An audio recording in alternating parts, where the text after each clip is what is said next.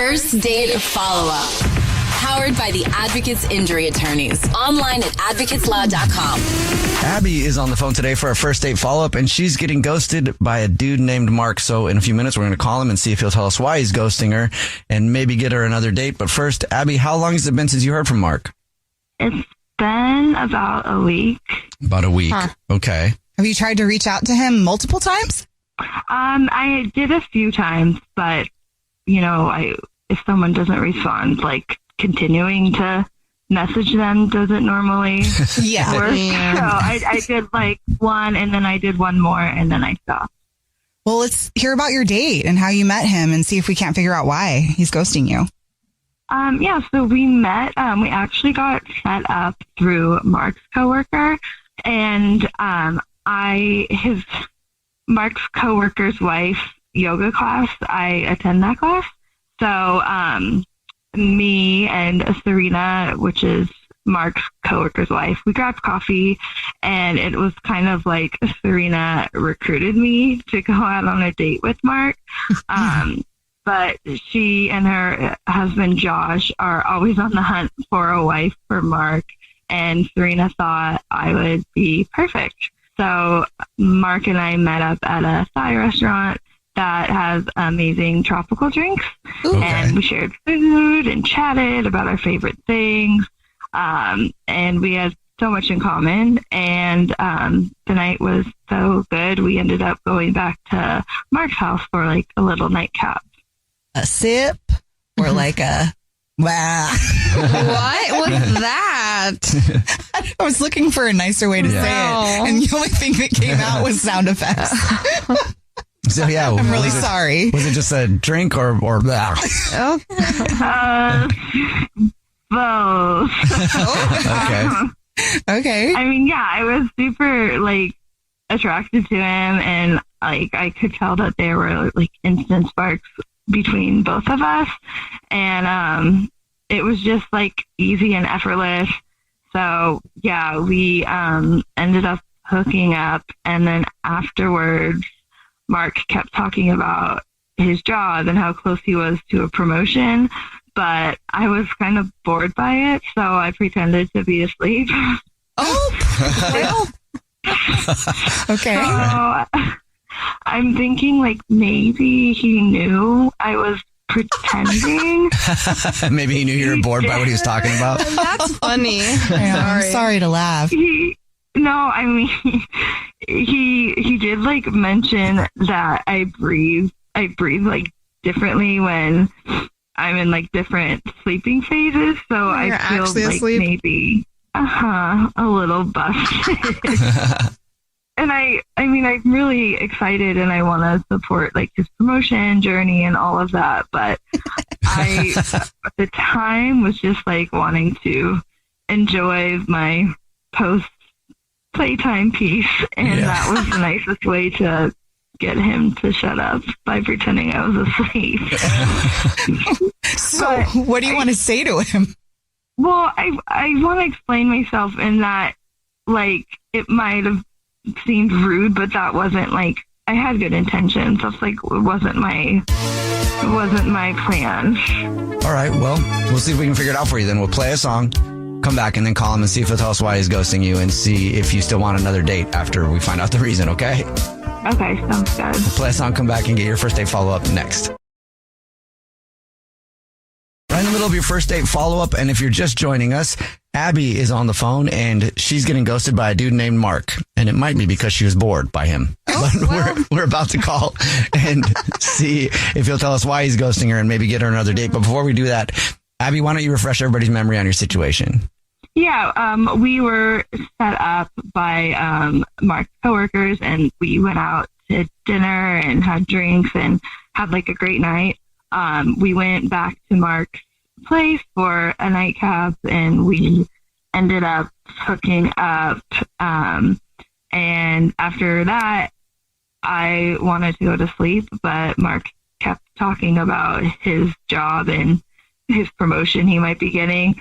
So I just pretended to be asleep, and I think he might have noticed and that's why he's not talking to me. All right. Well, Man. we'll see if we can figure it out. All right. Are you ready for us to call him?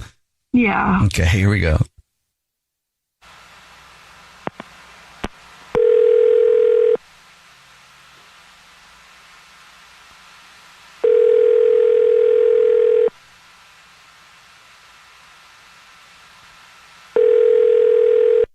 Hello? Hi, may I speak to Mark, please? Yeah, this is Mark. Hey, Who's Mark. this? What's up, man? How are you? My name is Jubal, and I host a radio show. It's called The Jubel Show. Hi, Mark. The show's here. My name's Nina. Hi, and I'm Victoria. Hi. Why are you guys calling me? Because you're Hi. cool. Yeah. Do you ever listen to the show at all? Oh, wow. Yeah, sometimes. Okay, cool. Oh, wait. What? Wait a minute. I think I know where you're going. What? Is this where you guys, like, call someone after they met someone? Yes, it is. It's called the first date follow-up, where you go out on a date with somebody Oh, my God. and you ghost them. Yeah. They can ask us to get you on the phone and find out what happened. So we got an Yeah. email about you, Mark. Oh, boy. Yeah. All right. It's from Abby. Mm-hmm. Mhm. Yes. Do you mind telling us about your date with Abby and why you're ghosting her? I mean, I'm sure she told you about the date, right? It was pretty fun, She did. thought, but I guess I'll just say that, yes, I'm ghosting her.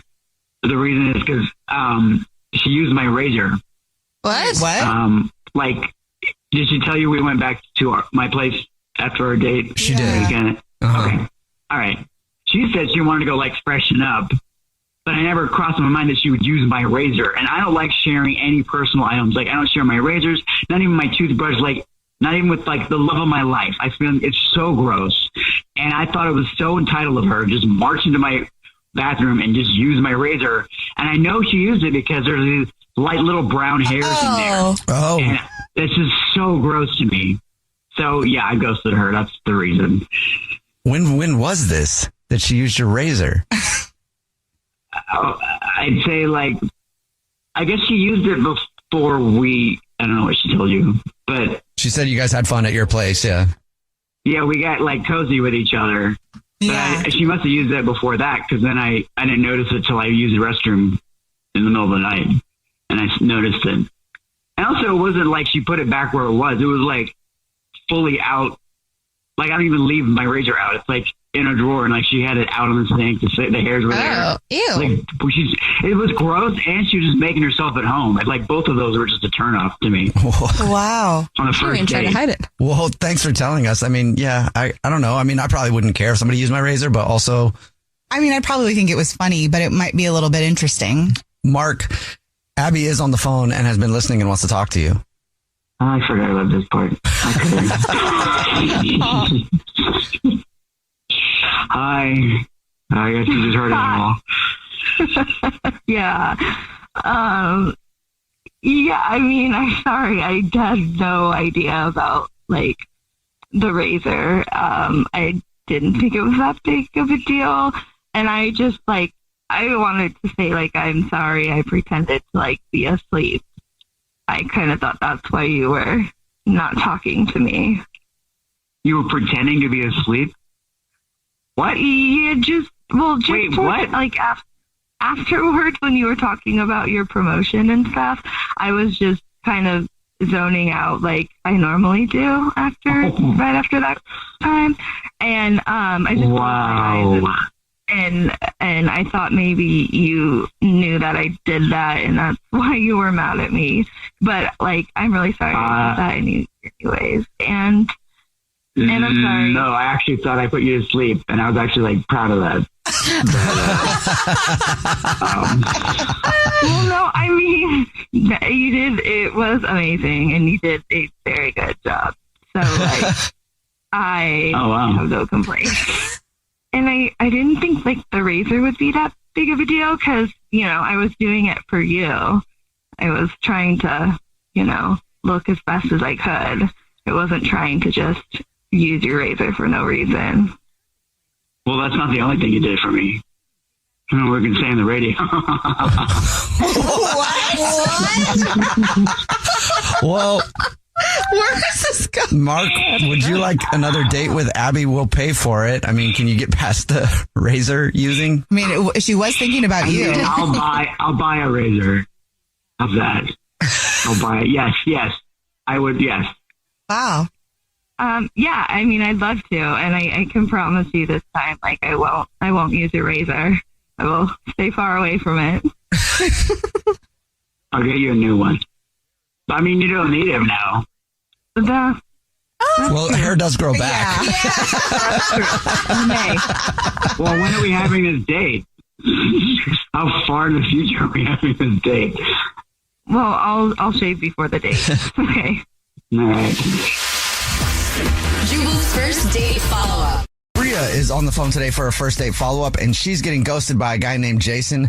So in a few minutes, we're going to call him and see if he'll tell us why he's ghosting her and maybe get her another date. But first, Bria, how long has it been since you heard from Jason?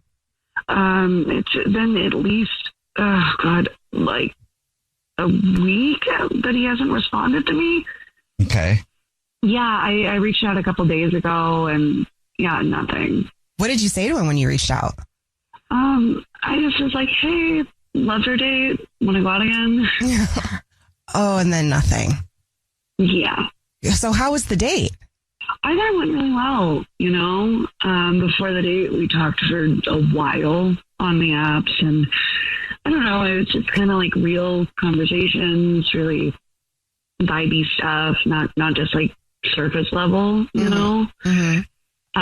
We talked about how much I love cooking, and he seemed like he was into that. And so then he came over for dinner so I could make him dinner. And I know it was the first date. It was at my place, which was super scary and risky. But like, okay, I was going to clarify. Like, wait, what? He came over? Okay, bold. I love that. Yeah, but I think I'm good at reading people, so I think it's fine. You know? Okay. And so I made him a saffron chicken herbed rice and a cucumber yogurt salad. And yeah, he ate everything and poured a lot more wine. It was getting like super romantic. And then we went to the couch with the wine, and I don't know, I was trying to figure out how to get to the next step, you know, and I remembered this guy friend that I had mentioned that if you want to tease a man, you just blow on the back of his neck. So I did. And then he jumped up and freaked out like I tasered him. Yeah, if that happened, yeah, it might shock me too.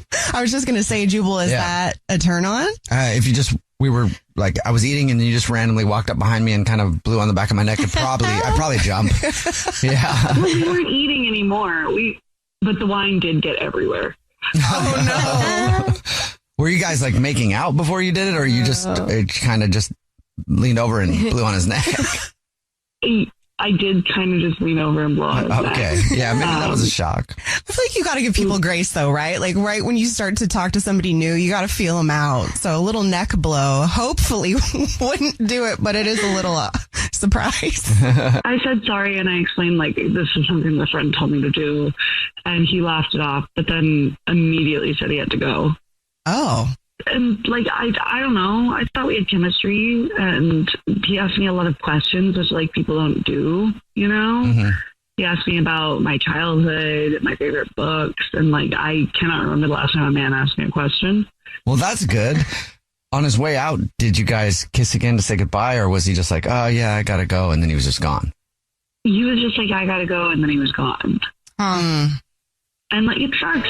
It sucks because I don't just bring anyone to my space, and I felt really safe with him. And like, I don't know. I know that was a weird choice.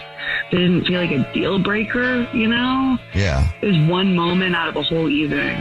Right. Well, let's see if we can figure it out for you. We'll play a song, come back, and then call him and see if he'll tell us why he's ghosting you and maybe get you a second date, okay? Right in the middle of your first date follow-up, and if you're just joining us, Bria is on the phone, and she's getting ghosted by a dude named Jason, so we're about to call him and see if he'll tell us why he's ghosting her and maybe get her a second date. But Bria, before we do that, why don't you recap your date for us again real quick? we had a great time. He came to my place. I made him a nice dinner, and I just decided to blow on his neck afterwards to get things going, and he did not like that. And you think maybe it was the neck blowing that kind of creeped him out, and that's why he's ghosting you? Gotta be. It's gotta be. Well, are you ready to go? Call him right now. Yeah. Okay, here we go.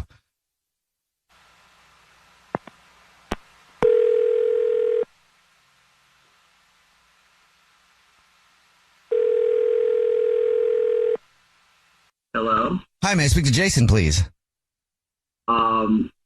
This is he. Hey, Jason, how are you? This is a radio show. It's called The Jubel Show. Hi, Jason. I'm Nina. Hi, and I'm Victoria. And my name's Jubal. How are you? Whoa. Okay. Hi. How you doing? Good. Have you listened to the show before? Yeah. I think I know what this is about. Is it about Bria? Yes, Oh, it is. He does listen This to the is show. the first date follow-up. Yep, you went out with Bria and you're ghosting her, so she emailed us to see if you'll tell us why you're ghosting her. Do you mind talking about it? Okay. Wow. All right. Well, look, the dinner was incredible. Like, easily top 5 meals I've ever had. That she had. Oh, wow. There's no doubt. But there was no dessert. She said she tried to, have a little, like that kind of dessert. So my grandma raised me, and she always said, real woman sends her man off with something sweet. And that night I kept waiting. I thought maybe it was like chilling in the fridge or Like something. you're talking about food. Oh, yeah, you're not, you actually mean dessert. Yeah, literally like dessert. And it's not just like, dessert. It's like this principle of like completing the meal, like she nailed the savory, but there was no sweet. It wasn't balanced. And I just kept like waiting for the meal to end, and it like never did. Okay. So that's why you're ghosting her, is because the food was good, but it did not include a sweet treat at the end. Yeah, it was just weird. Like, I was just like, I didn't want to ask, but I just kept waiting, and it was just like my palate was all confused, and it was like, I don't know. Like, Do you have dessert every night? Is that something that you do? I mean, not if I'm just like, eating on the go, but like for a meal, Okay. like part of like a meal. I don't know. It's like, it's not polite. It's not polite to like not serve the dessert. You know what I mean? Okay. All right. Well, thank you for being honest with us.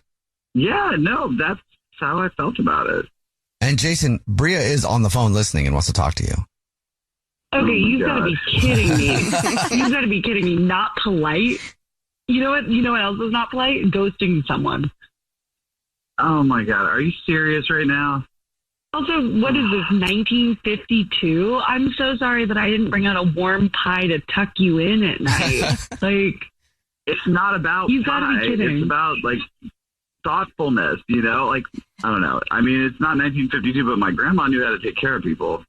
oh, okay. Oh, good. So it sounds to me like you don't want a girlfriend. You want a grandma with benefits, right? Oh, that just sounds weird. I don't like that visual. Try to seduce me with a ghost breeze to the jugular. Like, that's not care, that's confusion. Ghost breeze. Okay, I was trying to give you something sweet, and you should have like been an adult and said something. You ghosted me over a cake. It's not the cake. It's just like my grandma's principles, Like, that's like, yeah. It's the fact you don't get the cake, I'm so sorry. I'm not your grandma. I'm sorry. I'm not your grandma. I am too, honestly. 'Cause I really thought you were cool. But I'm not getting grandma vibes. It's just like, it's too bad. You're looking for a grandma. You're looking for grandma characteristics in your woman. I mean, in a certain way, I guess. Yeah. You got to tick that box as well, This is ridiculous. And yeah, I'm sure you can go to a nursing room bingo night to find the woman of your dreams. Jason, would you like a second date with Bria? We'll pay for it. I think I'm going to pass. No dessert, like no direction. What? Great. You and your grandma can go bake cookies and have a sleepover together then. How dare you? My grandma's a beautiful woman. Seriously, how dare you? Oh my God.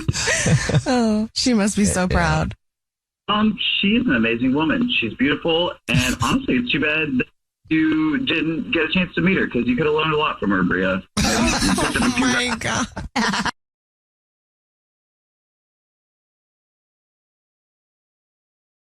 Are you ready to move your career forward? Make your comeback with Purdue Global and get college credit for your work, school, life, or military experiences. With these credits, you may have already completed up to 75% of your undergraduate degree. You've worked hard to get where you are. It's time to get the recognition you deserve and earn a degree you'll be proud of, one that employers will trust and respect. When you take the next step in your life and career, make it count with Purdue Global, Purdue's online university for working adults. Start your comeback at purdueglobal.edu.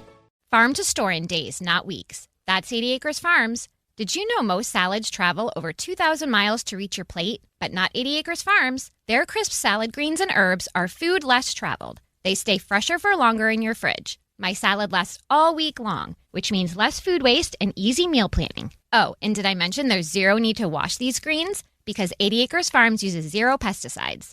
Visit 80acresfarms.com to learn more and find their salads and salad kits at your local Harris Teeter. One of the best shows of the year, according to Apple, Amazon, and Time, is...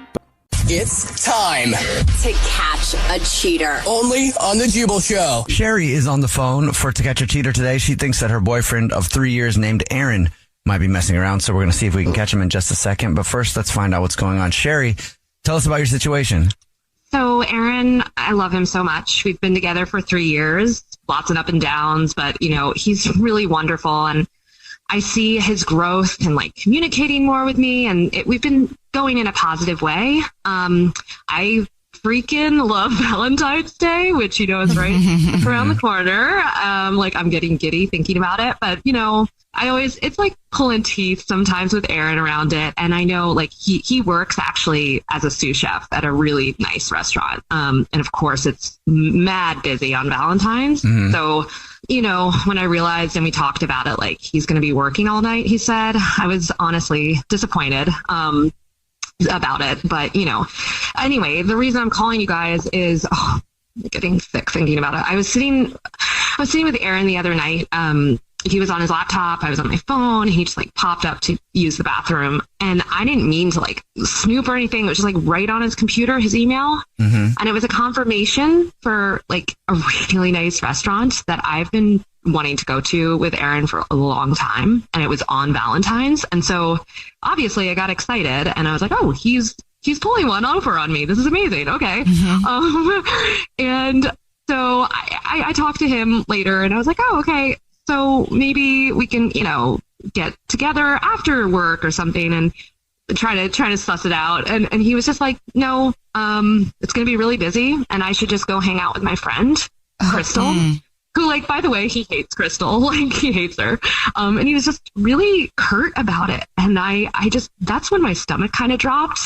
I want to believe that he's kind of playing dumb, but there's this part of me that's what the heck, you guys, So I'm just kind of looping on that over and over again. And I'm wondering what is going on that night and if I'm even part of the plan. So yeah. Oh, yeah. Because you want to believe that, okay, he's playing the long game. This is going to be a real big surprise. You're going to have your heart just turned upside down.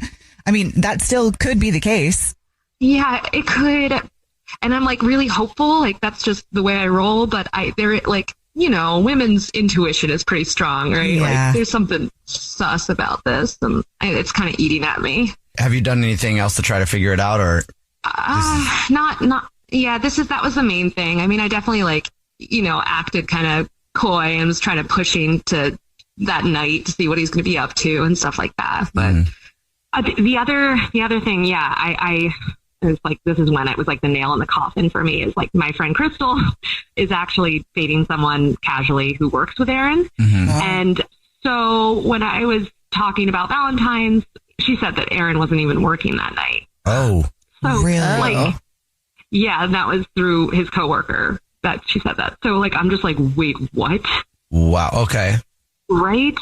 I'm not crazy. No, you're not crazy at all. It's either that or he's terrible at planning surprises. Either way, it's not okay. Yeah. Right. You told us what grocery store he is a rewards card member at, so we'll call and pretend to be from there and say that since it's Valentine's Day, we're choosing a few select rewards card members who get free flowers delivered to anybody that they want on the big day, and we'll see if he sends those to you or to somebody else, okay? Okay. All right, we'll play a song, come back, and get your Catch a Cheater next. Did you know that most salads travel over 2,000 miles to reach your plate? But not with 80 Acres Farms. Their crisp salad greens and herbs are food less traveled, going from farm to store in days, not weeks. They stay fresher for longer in your fridge. My salad lasts all week long, which means less food waste and easy meal planning. Oh, and did I mention there's no need to wash these greens? Because 80 Acres Farms uses 0 pesticides. Visit 80acresfarms.com to learn more and find their salads and salad kits at your local Harris Teeter.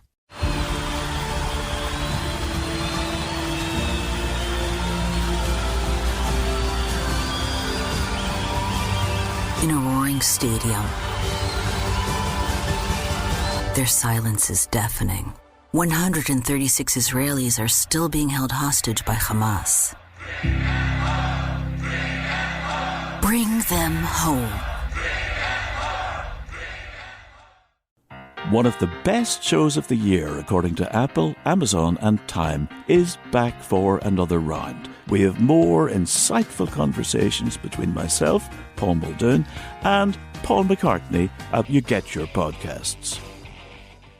Right in the middle of To Catch a Cheater, if you're just joining us, Sherry is on the phone, and she thinks that her boyfriend of 3 years, Aaron, might be cheating. So in a second, we're going to call him and see if we can catch him. But first, Sherry, why don't you catch everybody up on your situation?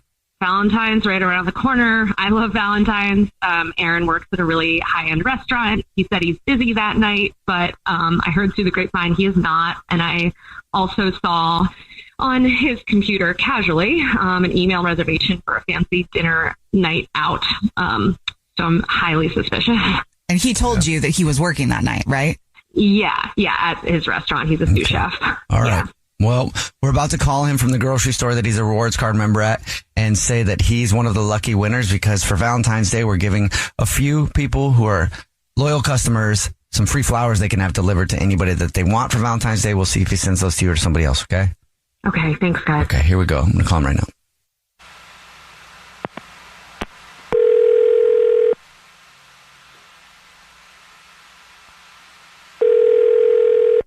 Hello? Hi, this is Jordan calling from I was looking for our rewards card member named Aaron. Yeah, this is him. Aaron, how are you? Please don't hang up. This is not a marketing phone call. I'm actually calling to say congratulations. You're one of the big winners. What? I'm a winner. What did I win? You know, for Valentine's Day, we're choosing a few select rewards card members to say thank you for being such loyal customers to us by offering you... This is so random. It's 2 dozen long stem red roses, a box of chocolates, and a card to deliver to anybody that you want. Okay. Sweet. And I can send it to anybody? Yes, you can. First thing I would need would be the first and last name of the person. That's Val. Okay, cool. And then the last name's easy. Is there anything you would like to put on a card along with this? Can it get there by Valentine's Day? It is to be delivered on the big day, yes. Oh, okay. Yeah. Can you put, I got you these, baby. Let's live it up tonight. Yes, I can put that down. And now I'll just let you know that your girlfriend of 3 years, Sherry, is on the phone listening and probably wants to talk to you. Why, Aaron? What the What are... This is actually the Jubel Show, Aaron. It's a radio show. What is this? What is that? What actually is this? It's a radio show, and we have a segment where we catch people cheating, and Sherry thought you might be cheating on her. What? Sherry, you did not do this. Why are you getting? You can't get angry at me right now. What you just said, Val? Who is Val? Who is Val, Aaron? Aaron, who is Val? Oh my God. Why would you even? Who is Val, Aaron? Who is Val? Just tell me. I'm pissed. Yo, I did everything to make you happy. Everything to make you happy. What is happening right now? Oh my God. Oh my God. Val is someone that I met at work. Okay, Val is someone met when I was working. Oh man. So are you taking her to the fancy restaurant that on Valentine's that I saw on your email. Like, it was like in my face. Oh, that's what this was. Oh my God.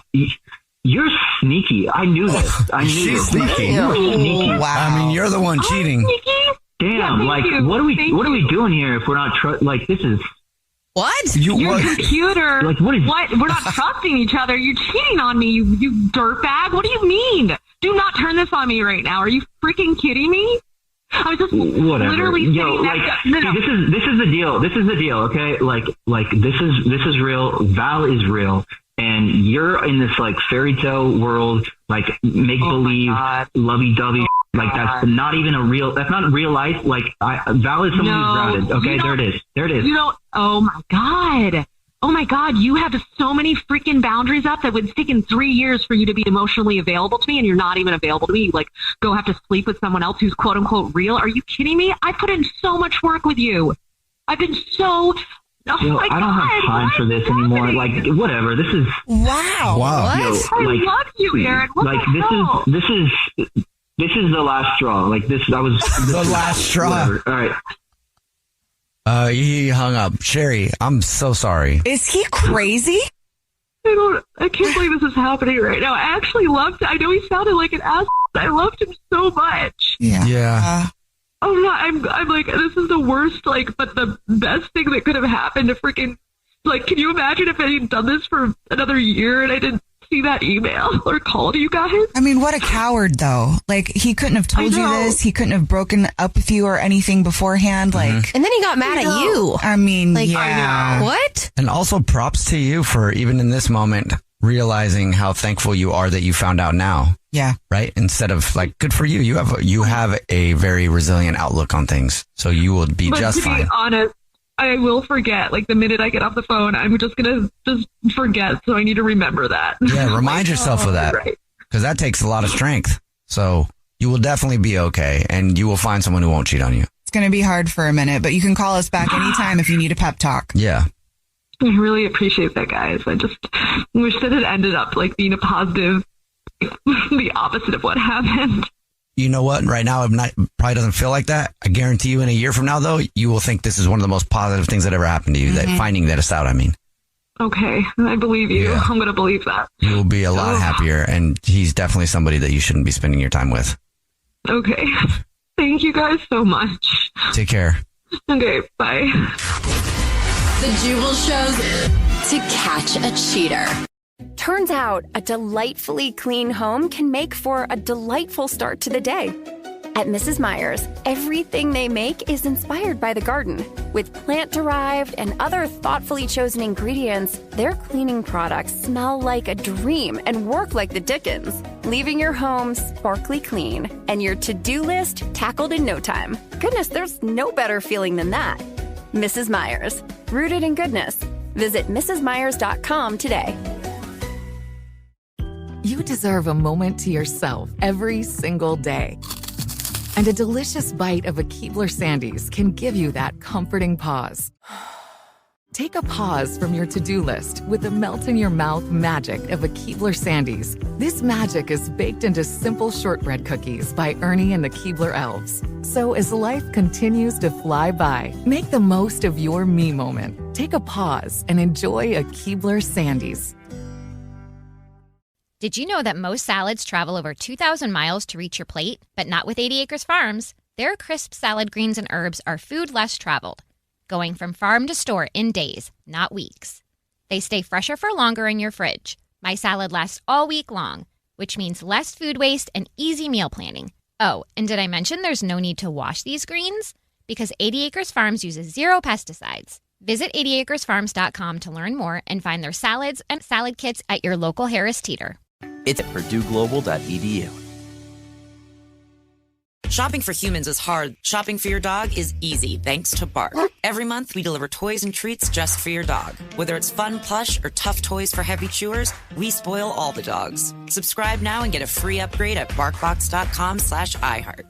It's football season, and you can now get almost anything you need for game day delivered with Uber Eats. What do we mean by almost? Well, you can't get a lead blocker delivered, but you can get a block of cheese delivered.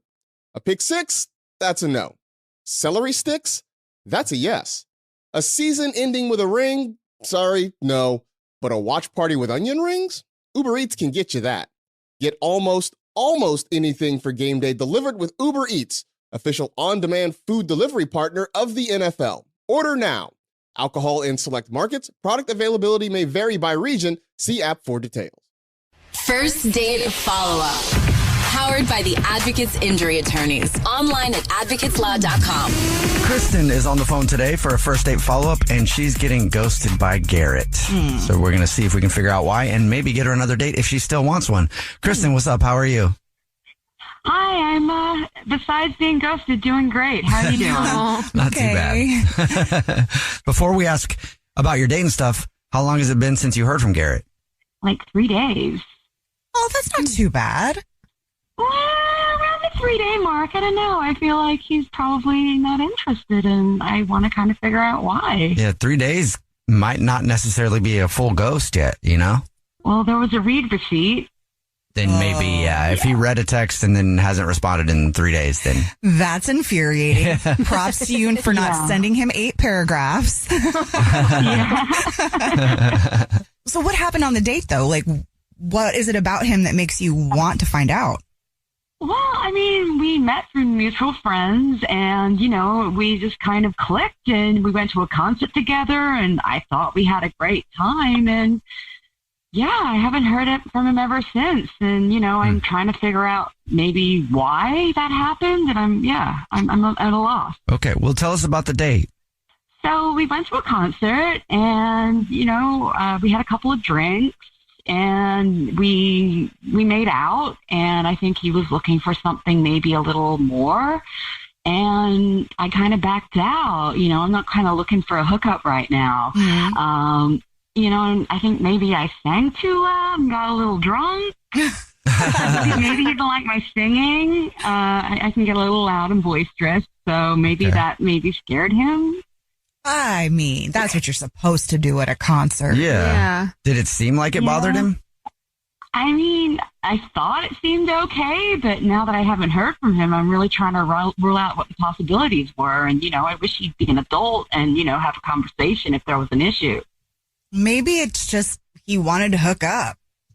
I guess, you know, and it's a real bummer that he couldn't just be upfront and tell me that, you know, if that was what he was looking for and, you know, I wasn't giving what he wants, he could just be an adult and say like, hey, you know, for whatever reason, I'm not interested and be gracious about it as opposed to just hiding. So how do you know that he was trying to hook up other than that he was a dude on a date? Yeah, he was kind of handsy and, you know, kind of got a little below the equator. Okay. And, you know, I kind of pulled his hand away and I'm like, I don't know if I'm ready for this quite now, you know. We ended the night on a nice note and, you know, I didn't really want to take it any further for the first date. Okay. And did he seem bothered by that when you know, smacked his hand away and said, get away? Yeah, no. He, you know, I mean, he wasn't thrilled about it, obviously. But yeah, I don't know why he ghosted me about it. He could have just been upfront about it. If that is the reason, would you want another date? Because, you know, I've been on, you know, when I used to date, I'm married now, but when I would go on dates and stuff, and if ever I get away from the equator, it's too hot there for you right now, I would be fine with it, you know? Like, I never threw a fit, but I've heard about a lot of dudes, especially, like, they get upset. And I've never cared. I've been like, okay, that's cool. We can wait till later, you know? So if he got upset about that, would you want another date? We really did have good chemistry at the beginning, you know, and that's kind of what I want to find out a little bit more about. Mm-hmm. And, you know, if there's a good reason why he ghosted me, then, you know, I'd be really interested in potentially having a second date. But, you know, I guess we'll have to find out why. That's such a good point. We're jumping to all of these conclusions. It's been 3 days. There's a really good chance that just something else was going on. Yeah, that's true. Yeah. Well, we'll try to figure it out for you, okay? We'll play a song, come back, and then call him and see if he'll tell us why he's ghosting you and get you another date if you still want one, okay? All right, that sounds good to me. Thank you. Play a song, come back, get your first date follow-up next. No one likes to talk about money. Am I saving enough? Can I buy a house? Am I paying too much in taxes? Will I be able to retire? What if you could unlock insights about your finances in less than 5 minutes with a clear picture of where you stand today and where your money can work harder? Now you can. Visit Facet.com to take the free quiz and get your financial wellness score today. That's FACET.com. This ad is sponsored by Facet. Facet Wealth Incorporated is an SEC registered investment advisor. This is not an offer to buy or sell securities, nor is it investment, legal, or tax advice. Do you expect the best for your family in school, sports, and life? If so, you should expect the best from your food as well. With your active and healthy lifestyle, feed your loved ones amazing food like Eggland's Best pasture-raised and free-range eggs. Eggland's Best hens, including pasture-raised and free-range, eat a unique patented all-vegetarian feed, so they lay naturally better eggs, offering your family superior nutrition. Their chickens eat better, so you can too. Eggland's Best pasture-raised and free-range eggs are now available. So don't settle for anything less. With 6 times more vitamin D, 10 times more vitamin E, and more than double the vitamin B12 compared to ordinary eggs, Eggland's Best pasture-raised and free-range eggs stay fresh longer, and they taste great every time. Give yourself and your family only the best eggs. Give them Eggland's Best. Expect the best from your food, like Eggland's Best pasture-raised and free-range eggs. Look for Eggland's Best pasture-raised and free-range eggs with superior nutrition today, now available at your local grocer. First Date Follow-Up. Powered by the Advocates Injury Attorneys. Online at advocateslaw.com. If you're just joining us for today's First Date Follow-Up, Kristen is on the phone and she's not getting a call back from a dude named Garrett. So we're going to see if we can figure out why she's getting ghosted and maybe get her another date when we call him in just a second. But before we do that, Kristen, remind everybody about your date and why you think you're getting ghosted. Yeah, so Garrett and I met through mutual friends. We went out on a date because we clicked almost instantly. And we went to a concert, and after the show, he ghosted me. It's been 3 days. I sent him a text. He left me on red. And, yeah, I want to figure out why. Like, did I get a little bit too drunk? Was my singing really loud and bad? Or was it just that he was looking to hook up? And I'm not too sure which one it was, but he seemed a little bit upset when we were making out, and his hands started to go a little bit south. And I told him I wasn't looking for that. So I want to figure out why. And if there's a good reason, then, you know, I'd love to have a second date. It's only been 3 days, so you might not be getting ghosted, but you probably are since he read a text and didn't respond. We'll call him right now. Okay, you ready? Yeah, okay. All right, here we go.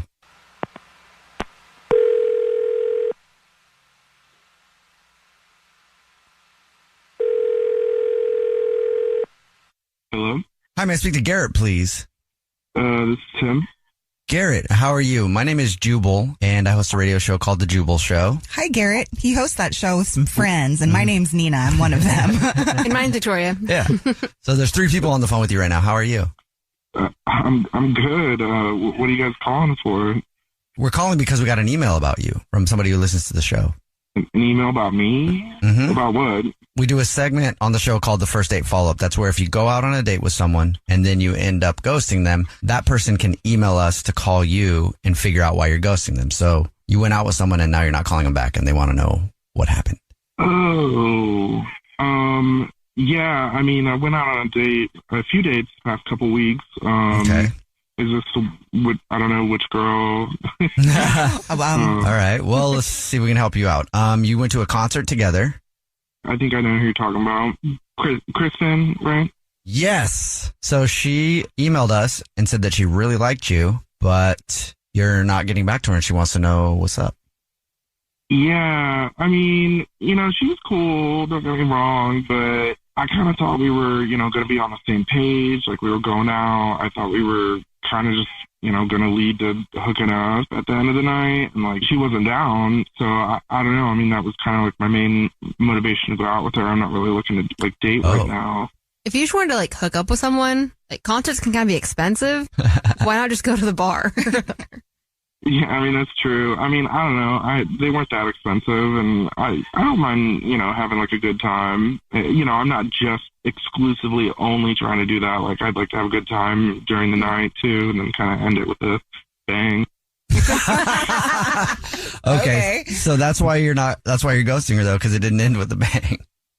Yeah, I mean, well, I'm not trying to ghost her. It's only been like 2 or 3 days, but I don't know. I just kind of lost interest. I mean, she thought maybe that the reason you weren't calling back was because, you know, you wanted to hook up and she wasn't into it that night.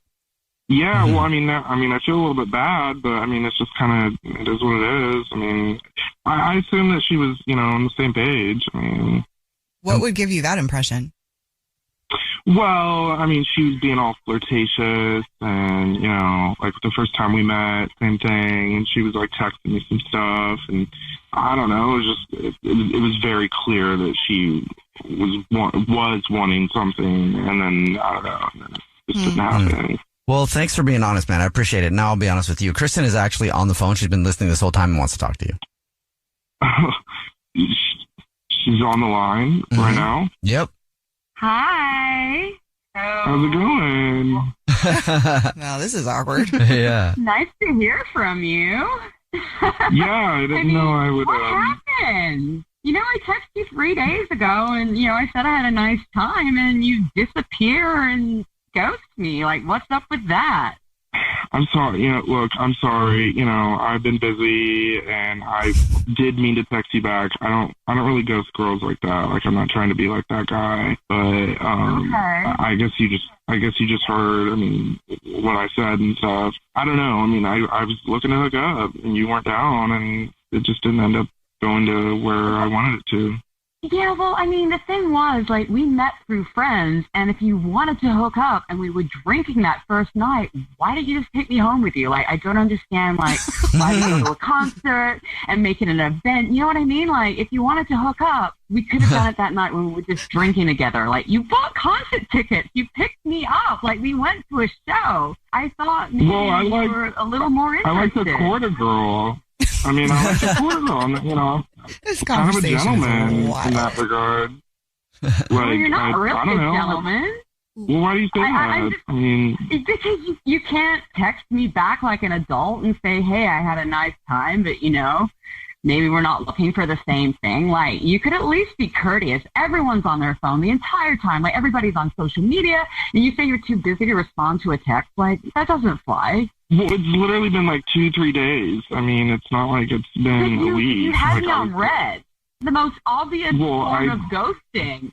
What would he say to you that would make you feel better about the situation if that's all he wanted? I mean, he could have just been up front, and just said, hey, like, I'm looking for this. And if I said I wasn't looking for it, then it's like, okay, well, we can't give each other the same thing. Have a great, life. So, Kristen, if he would have said that up front, do you think that you would have wanted the same thing in that moment?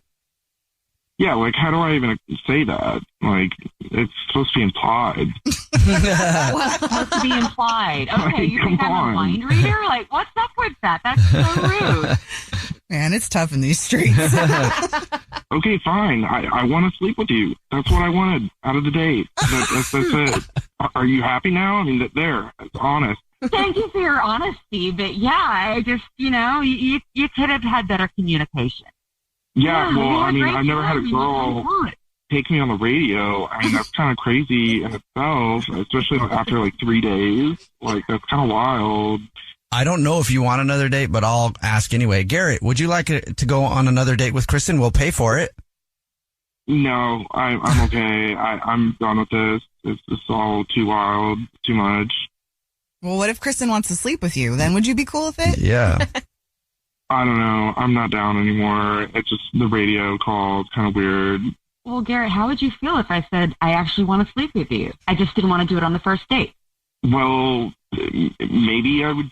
Yeah, I mean, yeah. All of a sudden now. Yeah. I just, not on the first night. So what does that mean then? Is this going to happen or? Yeah. Are you saying that you want to go out with him again still? Of course. Oh. He's cute. Well, then I'll text you. Okay. All right. Well, I mean, I'm taking this as a successful first date follow-up. Kristen, I think you have another date, or I'm not sure. And Garrett, thank you for your time. Please be safe. You're welcome. Thank you. Jubel's first date follow-up. Powered by the Advocates Injury Attorney. Online at advocateslaw.com. No one likes to talk about money. Am I saving enough? Can I buy a house? Am I paying too much in taxes? Will I be able to retire? What if you could unlock insights about your finances in less than 5 minutes with a clear picture of where you stand today and where your money can work harder? Now you can. Visit facet.com to take the free quiz and get your financial wellness score today. That's FACET.com. This ad is sponsored by Facet. Facet Wealth Incorporated is an SEC registered investment advisor. This is not an offer to buy or sell securities, nor is it investment, legal, or tax advice. Make Whole Foods Market your wellness destination. Find savings on organic greens like kale and chard. Love salmon? Try EU Organic Atlantic Salmon. Available now. In the bakery, grab a loaf of the Forbidden Rice Batard and get wallet happy with 365 by Whole Foods Market organic salad kits. Remember, all the food they sell must meet rigorous quality standards that ban more than 260 ingredients. Focus on wellness now at Whole Foods Market. This is where projects come to life. Our showrooms are designed to inspire with the latest products from top brands, curated in an inviting, hands-on environment, and a team of industry experts to support your project. We'll be there to make sure everything goes as planned, from product selection to delivery coordination. At Ferguson Bath, Kitchen, and Lighting Gallery, your project is our priority. Find great brands like Thermador at your local showroom or visit us online at ferguson.com/build. Hello? Hey, neighbor. Kenny? Kenny, right? Yeah. Yeah. Nice to meet you. Pete Aiken's here. I just moved in next door to you. I got your number from one of the other neighbors. I figured I'd give you a holler and a hoot and say hello. Oh, yeah. Hi, welcome to the neighborhood. Yeah, we are going to get close and close and close. I mean, I'm happy to get to know you. Is there anything I can do for you? You keep your windows, the shades drawn a lot. Yes, I do. I just moved in, like a week ago, and I've been trying to get a glimpse of your home life, and I haven't been able to. So anyway, I figured I'd just give you a call and say hi. Okay. I mean, is there anything I can do for you? You were walking through the living room the other day. I tried waving at you. Pete, we tend to not really look into each other's windows here. Just polite etiquette. Okay. Yeah. Different kind of neighborhood than I'm used to, I guess, huh? Anyway, hey, I wanted to call you real quick to go over a couple ground rules living next door to me. Rules? Yeah, just a couple things I wanted to tell you about. I'm going to ask if you could do me a favesy and be neighborly with me here and not leave any sort of edibles outside. Make sure you lock your trash up real good and things like that. Why is that? Oh, we just got a bunch of bandits in the house, that's all. And they go out at night. I let them out at night. Bandits? What do you mean by bandits? Well, Jimmy, Stacy, Sally, Peter, Montgomery, and Bishop. I mean... I didn't explain. Those are my pet raccoons. Your what? I got some raccoons as pets. They're cute little bandits, and I let them out at night, to roam around since they're nocturnal, and I want them eating only approved food. Huh? Wait, hold on. Wait, what? You have pet raccoons? Oh yeah, they're a great little family of bandits, but they do get anxious and they like to go out at night, and I only have approved food for them, that I leave around my property. But sometimes they wander off, and I would hate for them to eat some that might make their tummy upset, Have they had their shots? Raccoons are known to have rabies, and I'm not really comfortable. Do you need me to call animal control for you? Do you have a problem calling them yourself? What is that in the background? What's that? So sorry. What's that? Are there bagpipes going on are you playing bagpipes? What is going on? You just practicing a little bit. That's the other thing I was going to tell you about. You don't mind if I practice my bagpipes, do you, in the backyard? I usually practice around 10:30 p.m. Absolutely not. I do mind, and I will... Doing a little practicing right now. the Homeowners Association. Sorry, I don't. What'd you say I there? don't know I couldn't hear you over my piping. We have an HOA here, and there are rules to living in this neighborhood. I'm sorry, There are I went back rules. on the pipes. You know, once I start ripping, I can't stop. Okay, can you lay off the pipes? You're the ones who called me. Anytime is a bad time to be playing the bagpipes. You know what? I don't need to be having any more talks about your rules or anything. I'm going to call the HOA. So we're going to talk. Are you playing them again while I'm trying to talk? Is that acceptable? Kenny, this is actually Jubal from the Jubel Show doing a phone prank on you. And your neighbor Tommy set you up. What? It's a joke. He said that you had somebody. No. He said that you just had a new neighbor move in next door, and he wanted to freak you out. Oh, wow. I was thinking I was going to have to be listening to bagpipes at all hours and, like, arming myself against raccoons. Yeah, but come on. Oh. Hello? Okay, calm down. Here, cute little dog. Hello? Cute little. Calm down.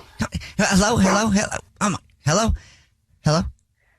Hi. Hi. Hello. This is Pete Eakins. Oh my God.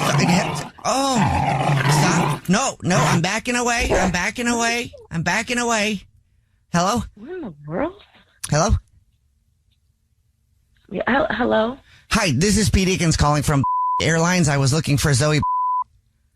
Hi. Yeah, that's me. Oh, nope. I'm backing away. Backing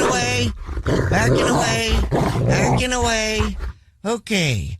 Hey, Zoe, calling about your lost luggage. Oh, yes. Yeah, you lost your bag, you're already on vacation, and you obviously need your luggage. Yes. Yeah. Yes, it's been a good couple of days. Thank goodness you found it. Yes. Well, we have a little bit of an issue. And I'm what's back. the issue? Oh, my God. Sorry about that. Just a little bit of an issue with your luggage. I don't think we're going to be able to get your luggage to you. What do you mean you can't get my luggage to me? Because you just found it? Goodness. I'm backing up again. Oh, boy. Oh, I don't know if you can hear what's going on here. Oh my goodness, yes. Is that your dog or something? Well, yeah. So a little thing about your luggage here. We found it, and it was at the airport the whole time at your destination. So, I know you're on vacation and probably need your stuff, huh? Yes. Oh my God. Calm down. I'm not coming near it. Oh my goodness. So please explain to me why you can't get my luggage to me if you have my luggage right now. Well, little Frankie has taken a liking to it. And, oh, boy. Okay, no need for teeth there, Frankie. Okay. Sir, I'm going to need you to really... to really explain to me, like, what's going on. Okay. So we found your luggage, and unfortunately, one of our guard dogs here, Frankie, cute little Doberman, he has taken a liking to your luggage. Apparently, he really, I don't know, thinks of it as one of the pack now or something. And so, oh my goodness, oh boy, Frankie. Well, just get him off of it. Yeah, he's very angry, and he doesn't want anybody to touch the luggage. Every time you even look at it, he starts to bark. Oh my God! See, look at that. He knows. He must know I'm talking about it, Frankie.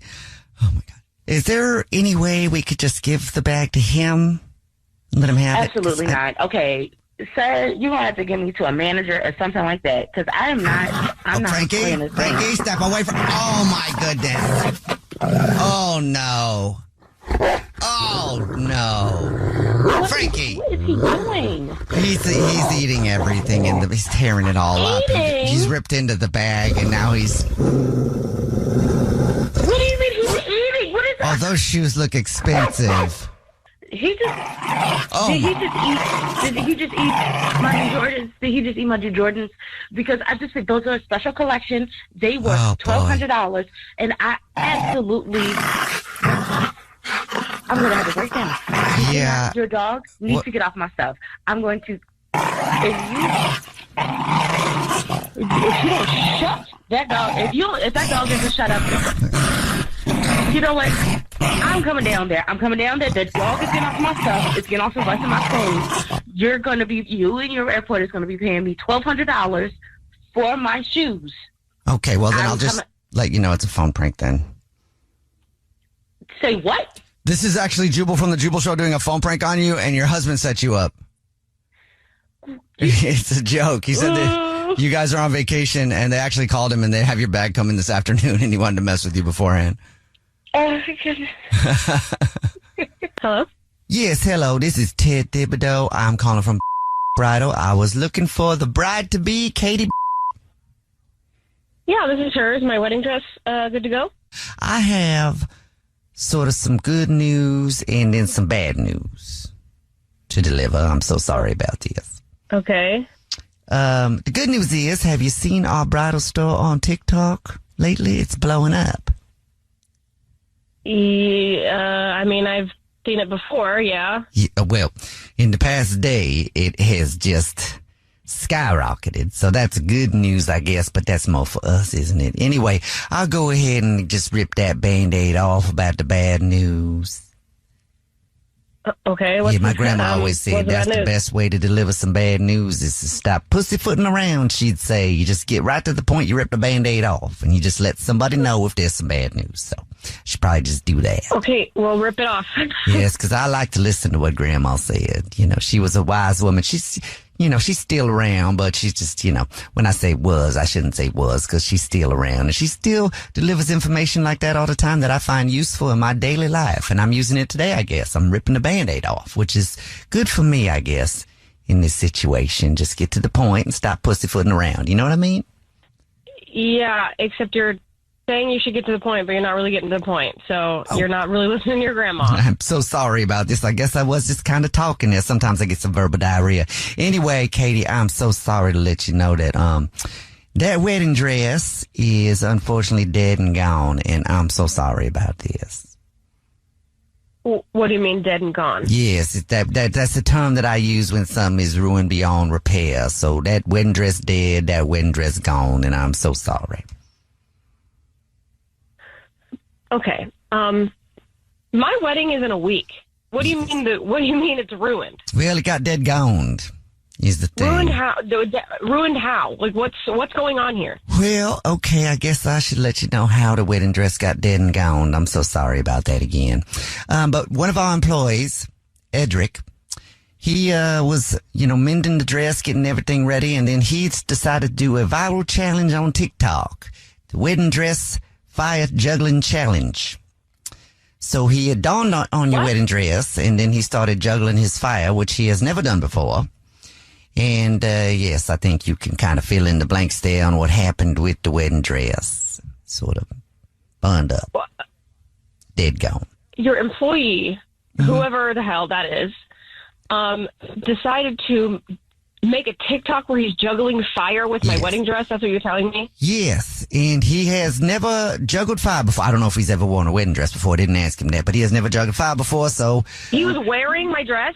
Yes, he put the dress on, set up his phone for the TikTok, and then started to try to juggle fire when he's never juggled fire before. Almost set a fire in the store, but did unfortunately incinerate that whole dress, and it's dead and gone, and I'm so sorry about it. I paid $1,700 for that wedding dress, and my wedding is a week. What the hell am I supposed to do? Well, that is the thing that we are trying to figure out right now, because that dress is dead gone, and we are so sorry. Well, you better figure it out. I better have a new dress. It better be the same dress. And I want to let you know that I did speak with him about putting on that dress and doing that TikTok challenge, and I had some strong words. I said, Edric, you are not even supposed to be putting on the dresses, and you can't juggle fire, so I don't know why you would do that. I said that directly to him. Strong words? Directly. He should be fired. Okay, so what's the solution? What are you going to do? What's happening? We will rush it, and we will craft you a new dress. Same style, same everything. We can get it done in just 3 days. Okay. Unfortunately, though, because of our recent TikTok fame, now we have raised our prices, so it's going to be $4,300 now for that dress. Are you kidding me? How about this? I do the burn down your wedding dress store TikTok. How about that? And I burn down your store. Okay, well, let's not do that because this is actually a prank call. I'm so sorry about this. What do you mean? This is actually Okay. Jubal from the Jubel Show doing a phone prank on you, and your sister set you up. Wait. It's a joke. She said that your wedding is in a few days and you're getting your dress this week, and she wanted to freak you out. Wow. She and I are going to have some words. She and I are going to have some words about Hello? James, Todd Sparks here. Yeah. Sorry, who? Todd Sparks. Yes, the Todd Sparks. I work down in accounting. Welcome to the office. Okay. Thanks. Yeah, Thanks, I know Todd. you're probably freaking out. Yeah, wait, what do you mean? Well, you're probably freaking out. I'd imagine. It's got to be shocking for you. Yeah. Yeah, because, well, I mean, do you know something about, I'm missing my, all my computer equipment is gone from my desk, and I am. What do you know about this? Well, the reason I was saying you're probably freaking out is because, yes, I'm that Todd Sparks. I work here as well. You probably know me from my books, Todd Sparks, Putting the Spark Back in Your Life, and my follow-up to that, Todd Sparks, Spark Up Another One, and then my guide to manifesting your parking spot wherever you want. Todd Sparks, Sparking in the Rear. Great. Todd, do you know where I also work here in accounting, and I do motivational speaking as well, yes. So I don't know if you've attended one of my conferences or something like that, but yeah, nice to meet you. I figured I'd give you a call, welcome you to the office. Well, I appreciate that, Todd, but right now I'm sort of in a bind. Okay, So it seems that you're having problems because your keyboard and mouse are missing, and you've got a report coming up today. Yeah, yes, and you know that. How do you know that? Well, because I just wanted to start off our relationship with a little bit of a lesson. That keyboard and that mouse, James, it's inside you. What? Todd, did you take my You're asking if I took your stuff. Yes, did you take my stuff, Todd? Yes, Thank I you. did. Yes, I did. Why? Well, Todd, why? Because I figured it's always good to learn how to overcome adversity in our own personal battles and in our professional struggles as well. And it seems like today your struggle might be that you've got a report coming up and you need that keyboard and mouse. Yes, I do. And if you have it, that would be great. I can learn this lesson about the importance of material possessions in the cosmic, karmic, whatever the f- you're talking about. In a second, I just need those now so I can submit my report because this is the first major piece that I have here at the company. And that's got to be stressful for you, James. Yeah, I'm very stressed. Especially knowing that where's accounting? Sorry, one sec. Carrie? Where's the accounting office? Go ahead, Todd. And that's great. I've also spoken to, are you there, James? Yes, third floor. Okay, I'm coming. What are you looking for? I'm looking for you, Todd. I'm coming to find you. Finding me, James, isn't going to find you. No, it's, and that's the kind of stuff you'll get in my books. I'll give you a couple today, later on. I'll leave them on your desk. Okay, now where's the stairwell? Todd, I don't know who the you think you are and why you think it's cool to mess with people who are new to the job that is very important to them. And I'm going to find you today, and we will get this sorted out. And then moving forward, there's that word again. I need my stuff so I can submit this report so I don't get fired on the second day of my new job. And let's say you do, James. Let's say you do get fired. No better way to put a spark back in your life than with a fire. So you're saying, okay, so you sabotage me first day because, Todd, I'm coming down the stairs, and honestly, I don't even care because if I don't get my back, I'm going to lose my job. If I do get my back, I'm going to take the keyboard and I'm going to shove it so far that the books that you keep spouting out of your mouth are going to fall out of the front of your face so that you die. How about that? How about that, Todd Spark? Does that spark inspiration to you? Well, then, James, I'll just let you know that this is actually Jubal from the Jubel Show doing a phone prank on you. And your coworker, Carrie, is actually the one that set you up. She's got your keyboard and mouse, and she said you had a big report, your first big one, and she wanted to mess with you. Oh my God. Dude, I'm on the stairwell. I'm in tears. Oh my God. Hello? Yeah, what's up? It's Donk. Who is this? Donk. It's nice to meet you, bro. Do I know you? Oh, well, no, like, I don't think we've officially met. I don't even know if you've been told about me yet, but, like, my name is Paul Donkler, but, like, everybody just calls me Donk. And, I'm, dating Wendy, your ex-wife. Oh, okay. Yeah, I did not know about this. That's news to me. Yeah, dude. And so, like, we started dating, you know what I mean? And so I figured I would call and say, what's up, you know, like, introduce myself because, like, you know, I know it's going to be hard for you to hear about, like, your ex-wife is, like, back on the dating scene. And then, obviously, like, with me, you know what I mean? So, yeah. I don't know if you should be calling me buddy. I think that, you know, you should probably wait for her to introduce us properly. Yeah, that's what she was saying too, but you know, I kind of took it upon myself because Donk just figures it's better to get out in front of things, you know what I mean, and crush it. Get out in front. Get out in front of what? I mean, you know, we said it was cool if she was dating. I didn't know she had a boyfriend, but yeah. Well, no, like we're not even like official. Like, yeah, Donk doesn't fear commitment, dude. But like, we're not like fully like a fish yet. You know, we've been on 4 dates. So, but you know, like you guys used to like be married or whatever. So I figured it'd be cool to call and just like give an intro. Wait, you've only been on 4 dates. You've only been on 4 dates, and you're already saying you're her boyfriend? Well, I mean, no, but yes. You know what I mean? Like, that's where it always goes with me. How did you even get my number? How are you calling me right now? How am I calling you, dude? So, This is cool because, like, I like to call them teaching moments. And, you know, since you guys have a kid together, I find that to be a challenging sometimes to like, you know, explain things, but like, how am I calling you, dude? So I don't really know all about how cell phones work or whatever, but like, how did you get my number? How did you get my number? Oh yeah. I got it from her phone, dude. I got it from your ex-wife's phone. You're going into her phone? You've been on 4 dates and you're already in her phone? Dude, not cool. That's not cool at all.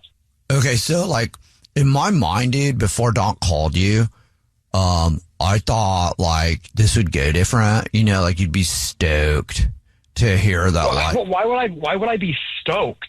Why would I be stoked? Also, why are you speaking in the third person? No, that's just weird. No, it's just me and you on the phone, dude. Yeah, but you're like, oh, Doc this and Doc that. Like, stop referring to yourself in the third person. No, dude. Like you're a dude. I'm shocked that you would even go near a guy like you. Okay, so like basically why I wanted to call you though, dude, is to go over like the co-parenting plan. You know, because like co-parenting plan. Yeah, and like stay away from my daughter. Okay. Well, I just figure like diet wise we should be like going for gains like at a young age, you know what I mean? So like I'm thinking high protein, low carb, like make sure she gets her macros in. No, I don't think so. She's a 5th grader. She doesn't need to be making gains or macros or whatever. Like, yeah, I'm going to call my ex-wife right now because I don't know what kind of decisions she's letting you make for our family without even consulting me first, but it is not okay. This is up, man. Okay, well then I'll let you know that this is actually Jubal from the Jubel Show doing a phone prank on you, and your ex-wife Wendy set you up. Wait, this isn't. You're not. You're not her boyfriend? What? No, it's a joke. She said that you guys are still cool, and you talked about that you would tell each other when you're dating and stuff, and she wanted to freak you out. My God, you honestly sound. First of all, you don't even sound like her type, but you sounded like the worst human being on the planet. I can't even. Oh, thank God. Oh, my God. Hello? It's been a while. Hello? Who's this? Hi. It's been 12 days, 4 hours, and 7 minutes. What the Oh, I'm sorry. I didn't identify myself, did I? My name is Juniper Ravensbrook, and I'm calling from Fitness. Is this Elias, who's also a member here? Who the is this? My name is Juniper, and I'm calling from Fitness. I was looking for Why you calling me? Elias. Why are you calling me? Well, because, noticed that you haven't been into the gym for 12 days, 4 hours, and 7 minutes. Wait, what? Well, you timed it? Well, yes, because we'd like to pay attention to our members here at Fitness and wanted to make sure that you were able to reach your fitness goals, maybe work on your cardio or... Yeah, so I went on an amazing day, and it's been 9 days since he hasn't texted me back, and we went to an aviation museum. We had a great time. He kissed me, like, really hard, and, oh, yeah, I think, like, I overshared about Bubbles, my hedgehog, who passed away, and, yeah, maybe I scared him by having, like, big emotions. I'm not sure. I think he, like, might be in the hospital or an accident because honestly, he really led me on. Okay, well... I hope not. Are you ready for us to call him? No, but I guess we have to do it. All right, Here we go.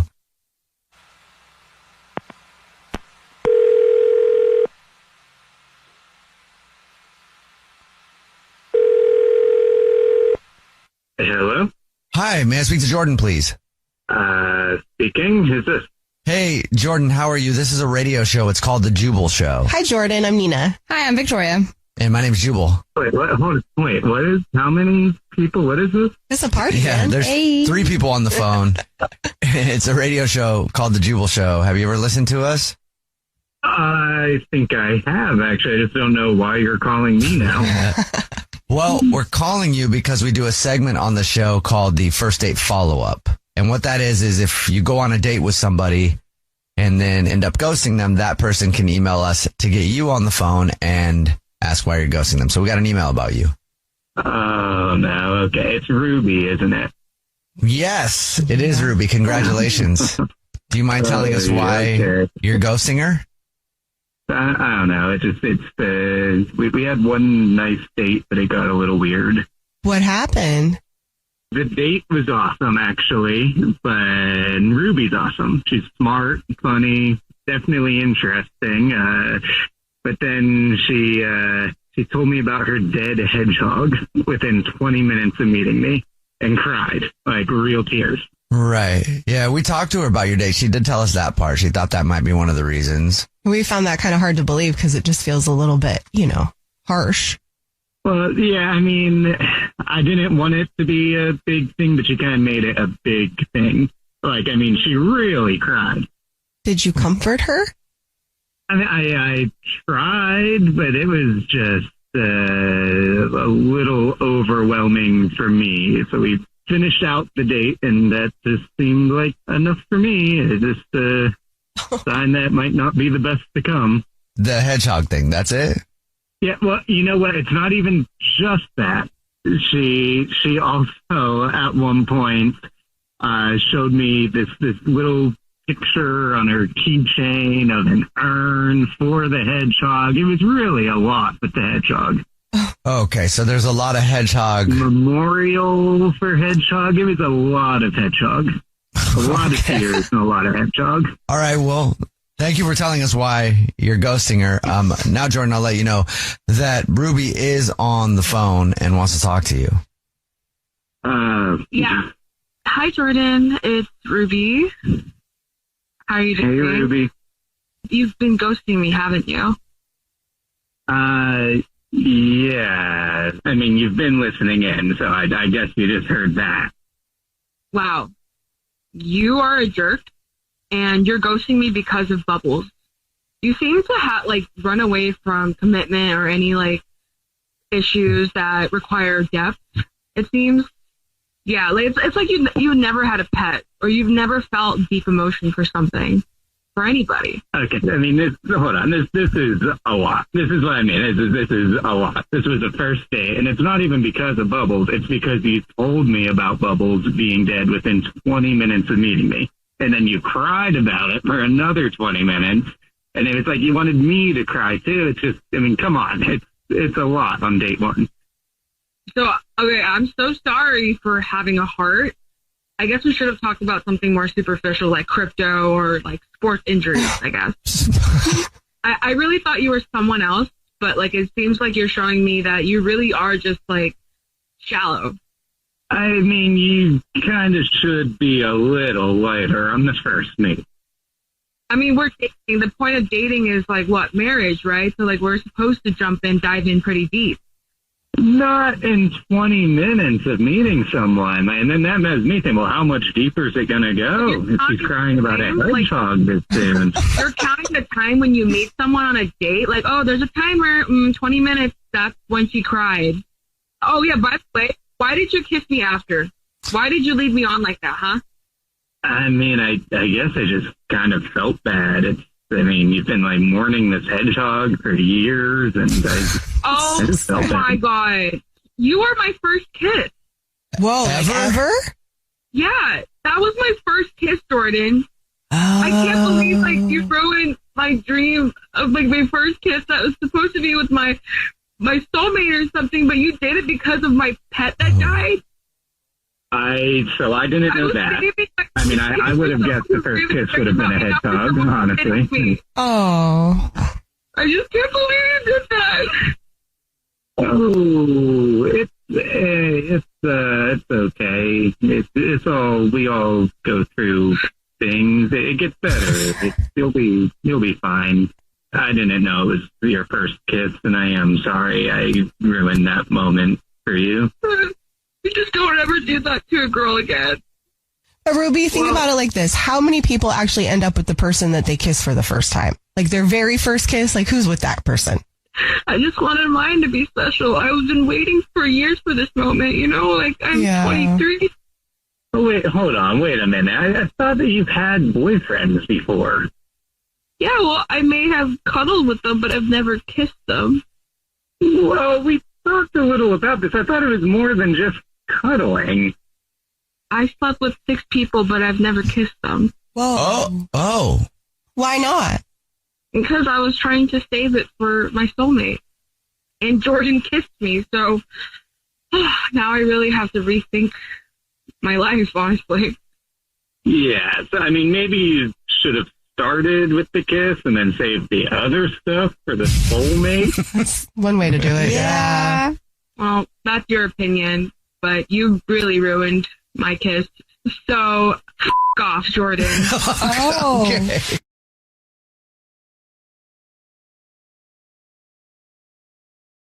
Max is on the phone today for a first date follow-up, and he's getting ghosted by a woman named Daria. So in a few minutes, we'll call her and see if she'll tell us why she's ghosting him and maybe get him another date. But first, Max, how long has it been since you talked to Daria? It's been 8 days. 8 days. Okay. Who's counting? You said that so solemnly. Have you Yeah. reached out to her? Yeah, no, I've tried to text her, but I haven't heard anything back. Okay, well, tell us about your date so we can hear about this connection. Yeah, so we went to this pottery class, which was cool. Yeah, normally it's not like the typical drinks and apps thing, but she seemed cool, and I wanted to go big or go home for her, you know. And honestly, she was super into it. And she was good too. At pottery? She made this. Yeah, pottery. That's a skill. Yeah. When we got there, I was shocked because she made this like beautiful bowl that looked like it belongs in a museum. And meanwhile, I've never done it before, so mine just looks like a squash muffin. Yeah. Okay. Cute. Yeah, she left at that too. So, but it was fun. I think we were really connecting. We had wine. We got clay. We kind of had a little clay fight. So we got clay all over each other, and it just seemed like really playful and fun. We ended up getting late night food after, and after that we ended up back at my place. So I think everything went great according to my perspective. I mean, it sounds like it. So at your place, you didn't just like play checkers, or did you? You call it checkers. Okay. Either way, it wasn't just a friendly hug goodbye. Okay. Got it. Did you guys make a plan to see each other again? We both expressed that, it was something that we were into and wanted to do again. So, we didn't make any specific plans, but she was definitely into the date, and I absolutely wanted to make more plans. So, yeah, I just don't know what happened. Is there anything that you can think of that may have been an issue? Well, I've been thinking about it and trying to figure out what could have happened. I mean, honestly, at one point I said I don't like avocados, and she was really passionate about guac. So we're not deeply invested in guacamole. Okay. So I'm wondering if that is a thing, she might not have been into that, or, at one point during the date, we got tacos, and I did drop my taco on the ground, and I called it 5-second rule, but I still ate it. I don't think it was the avocado thing. I think you're safe there. No? Okay. Yeah. I mean, it's that. Honestly, the last thing I could think of possibly was I told her that I'm emotionally available, but I texted that to her the next day. And up until that, we had been kind of texting through the date, and then she stayed over at my place. And the next day I tried to start it again, but, nothing. If you're just joining us for today's first date follow-up, Max is on the phone, and he's getting ghosted by Daria. So we're about to call her and see if she'll tell us why she's ghosting him, and maybe get him a second date if he wants one still. But first, before we call her, Max, why don't you break down your situation again for us real quick? Yeah, so Daria and I went to this pottery class for our first date. We ended up getting some late night food, ended up back at my place. I had a great time. She stayed the night, and I haven't heard from her since. I thought maybe it could be because I dropped my taco and still ate it during the date, or maybe because I texted her that I was emotionally available the next day and it weirded her out. I'm not sure. Well, she did kiss you after you dropped the taco and ate it. That's a good point. All right, let's see if we can help you out. You ready for us to call her? Yes, thank you. All right, here we go.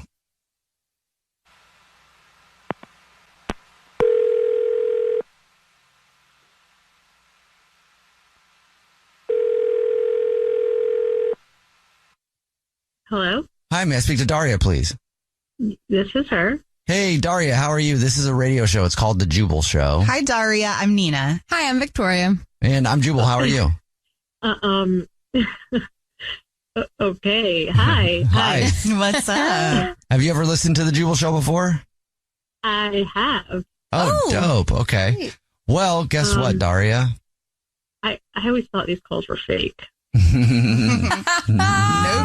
Yikes. Yeah, somebody emailed us about you. Apparently, you went on a date with somebody. This is a first date follow-up, the segment that we do, that if you go on a date with someone and you end up ghosting them, that person can ask us to get you on the phone and find out why you're ghosting them.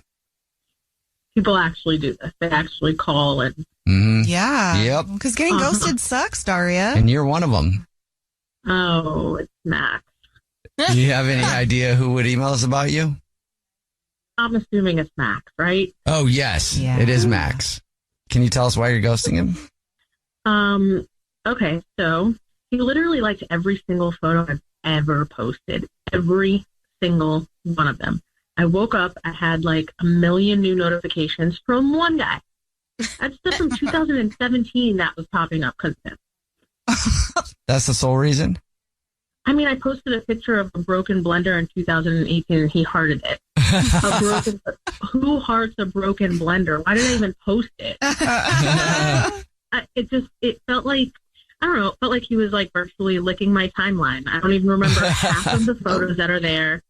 And it's not even like he just liked them. Like he literally, like he kind of studied them, it feels like. He commented on 3 different ones. I had fire emojis. I had a comment that said this era and baby Daria. Like he really, I met the guy once and he commented on a picture of me, like a picture of me as a baby. An actual Aren't you a little bit flattered?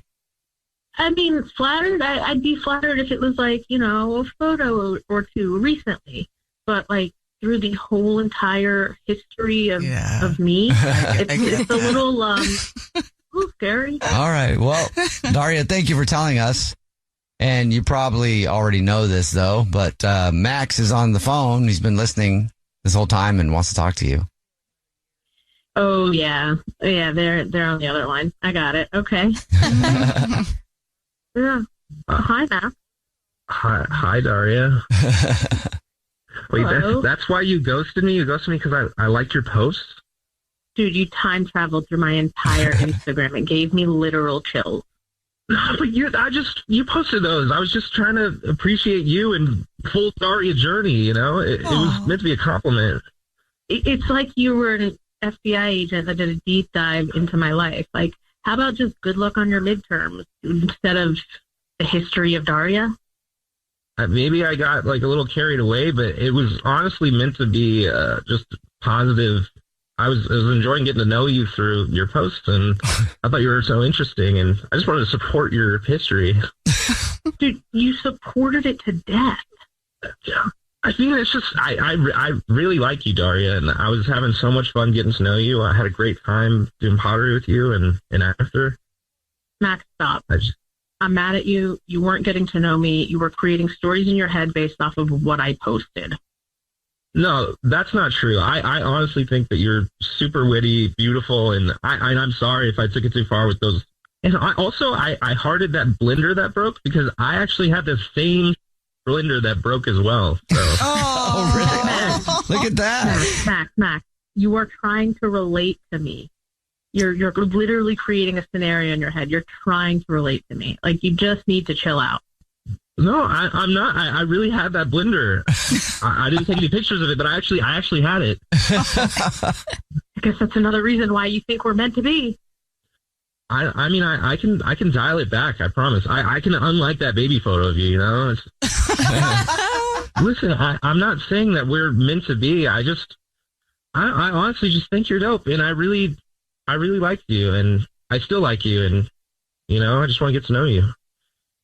You don't think you got to know me by scrolling through a lifetime of Instagram posts? Daria, would you like to go on another date with Max? We'll pay for it. I don't know. I mean, I do like when someone's into me, but I don't want to feel like I'm being digitally followed home. I promise I can dial it back. I know I came on too strong, but just give me one more chance. I mean, are you going to find my mom and start DMing her and stuff like that? Like other stalkers? I'll be honest, I found Pam's profile, but she's private, so you don't have to worry about it. Look, he didn't message Pam. Oh, my God. He held back from messaging Pam, though, Daria. Oh, that is self-control. Yeah. Why do you know her name? He's going to hit request. Oh, my God. No, I won't, I promise.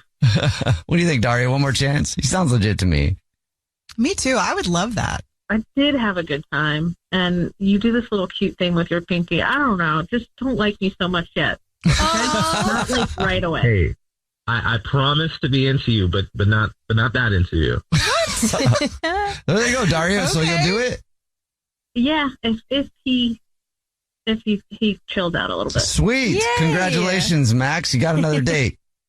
Oh yeah, cool. Yeah, I'm not that excited about it, but yeah. See, there you go. That's a little less stressful for me.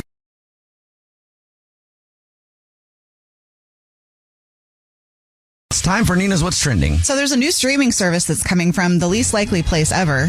But I guess it was only a matter of time before fast food got into streaming. Wait, what? Chick-fil-A is looking to start its own streaming service. The plan is that it's going to be family-friendly content, mostly unscripted stuff like game shows and reality TV. But then they're open to see what other kinds of like scripted projects and animation could pop up. Like, But you can have like those unscripted shows, on Peacock or Netflix. So they're not satisfied with that. They want their own streaming service. Chick-fil-A streaming. You can't call it that. Interesting. Yeah, what are they going to call it? Did they say what they're going to call it? They did not say what they would call it. They just want to have their own. So, I've been wondering what that cow does that runs around and says eat more chicken. I've been wondering what that cow's life is like. Well, he's clearly an activist. Yeah. I've been curious. I don't know. If it's good programming, like, I shouldn't be laughing because there's a chance I'd get it. I have every single streaming service because I'm a TV fanatic. But anyway, speaking of streaming, Paramount Plus is one that's for the people. They're slashing their prices. So they're the only ones that are doing that. But for $30, you can get the essential plan. $30? How is that slashing a price? Bro, what? No. That's an annual plan, like for a year. Oh, $30 a year? Yeah. Okay, sorry. Not $30 a month. I was like, what? For a year. So this particular sale is going on until September 6th, although that one has ads. But for $60 a year, you can have no ads with Showtime and CBS streaming and all the other extra. That's still $10 a month. No. There's more than 6 months in a year. Oh my gosh. I'm so sorry. I'll be quiet. So anyway, if you're interested in that, there you go. It's because they have to, though. It's the least watched streaming service. They're like, I don't know, what do we do now? Cut prices? Nobody's watching anything on our platform. Paramount Plus is the one that had Yellowstone and all that stuff. That's the thing is, with some of these platforms are like, oh, that's the one that had that one show. Yeah, so you sign up for the one, and then you end up canceling it after that, right? It's coming back. There's going to be more, so it's like you don't want to do that because if you forget, then Right, that's the game. If once a streaming service is in that game of you have one show, that's what Max is. The problem with Max is it's got Game of Thrones. Oh, now we have to make another Game of Thrones. It's not going to be as good. They also but have we got to do House it. And a bunch of. Oh no, that one was on Netflix. Anyway, I'm not going to argue right now. They don't have a choice here. They have to cut prices. All the streaming services are my friends. They accept me for who I am. Yeah. Okay.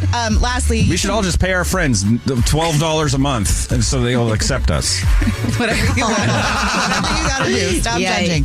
But you can't watch a show without spirits. Did you know the Olympics of the Spirit World just happened? The what? The Spirits World. What's that mean? It's either ghosts or booze, but I'm excited to find out what it is. It's booze, but I did it that way so you would think it might be actual spirits. I would love it if there was a limit for ghosts. Me too. Wow. I laughed so hard at that joke in my head. Just a hurdle falls over. Yeah. And you're like, oh! No! The Netherlands knocked it over. I think that's where that ghost is from. I don't know. Don't make me laugh when I'm trying to tell the story. So my point of this story is that if you would like to try the best whiskey in the world, it comes out of Australia and it's called Starward Whiskey, and it got #1 with over 34 medals. Wow. I hope that the sponsor for that is the breakdancer from Australia. Ray Gun. And that's what's trending. It would just be so hard to see if they actually made it over the pole in pole vaulting because the ghost, because the pole always knocks the pole off anyway. Yeah. And so you wouldn't know if the ghost cleared it or not. Falling off all the time. Don't they fly? Why would they pole vault? That's true. Well, and they could just go through it. They could go through it and they would knock it over. Yeah, they would. Because they're ghosts. I'm really sorry, but this is what we talk about when he's explaining. It'd be hard to run the Olympic Committee for the Ghost Olympics. Or would it be incredibly easy? That's true. Maybe that. You guys didn't see they won. I don't know what The Jubel Show is also brought to you by BetterHelp. There it Give is. online therapy a try at BetterHelp.com/Jubel and get on your way to being your best self. We need it. If you're eating your celery and you notice that it's making you feel a little funny, it could be meth. What? So last week, the DEA... What? All right. Well, I'm telling you.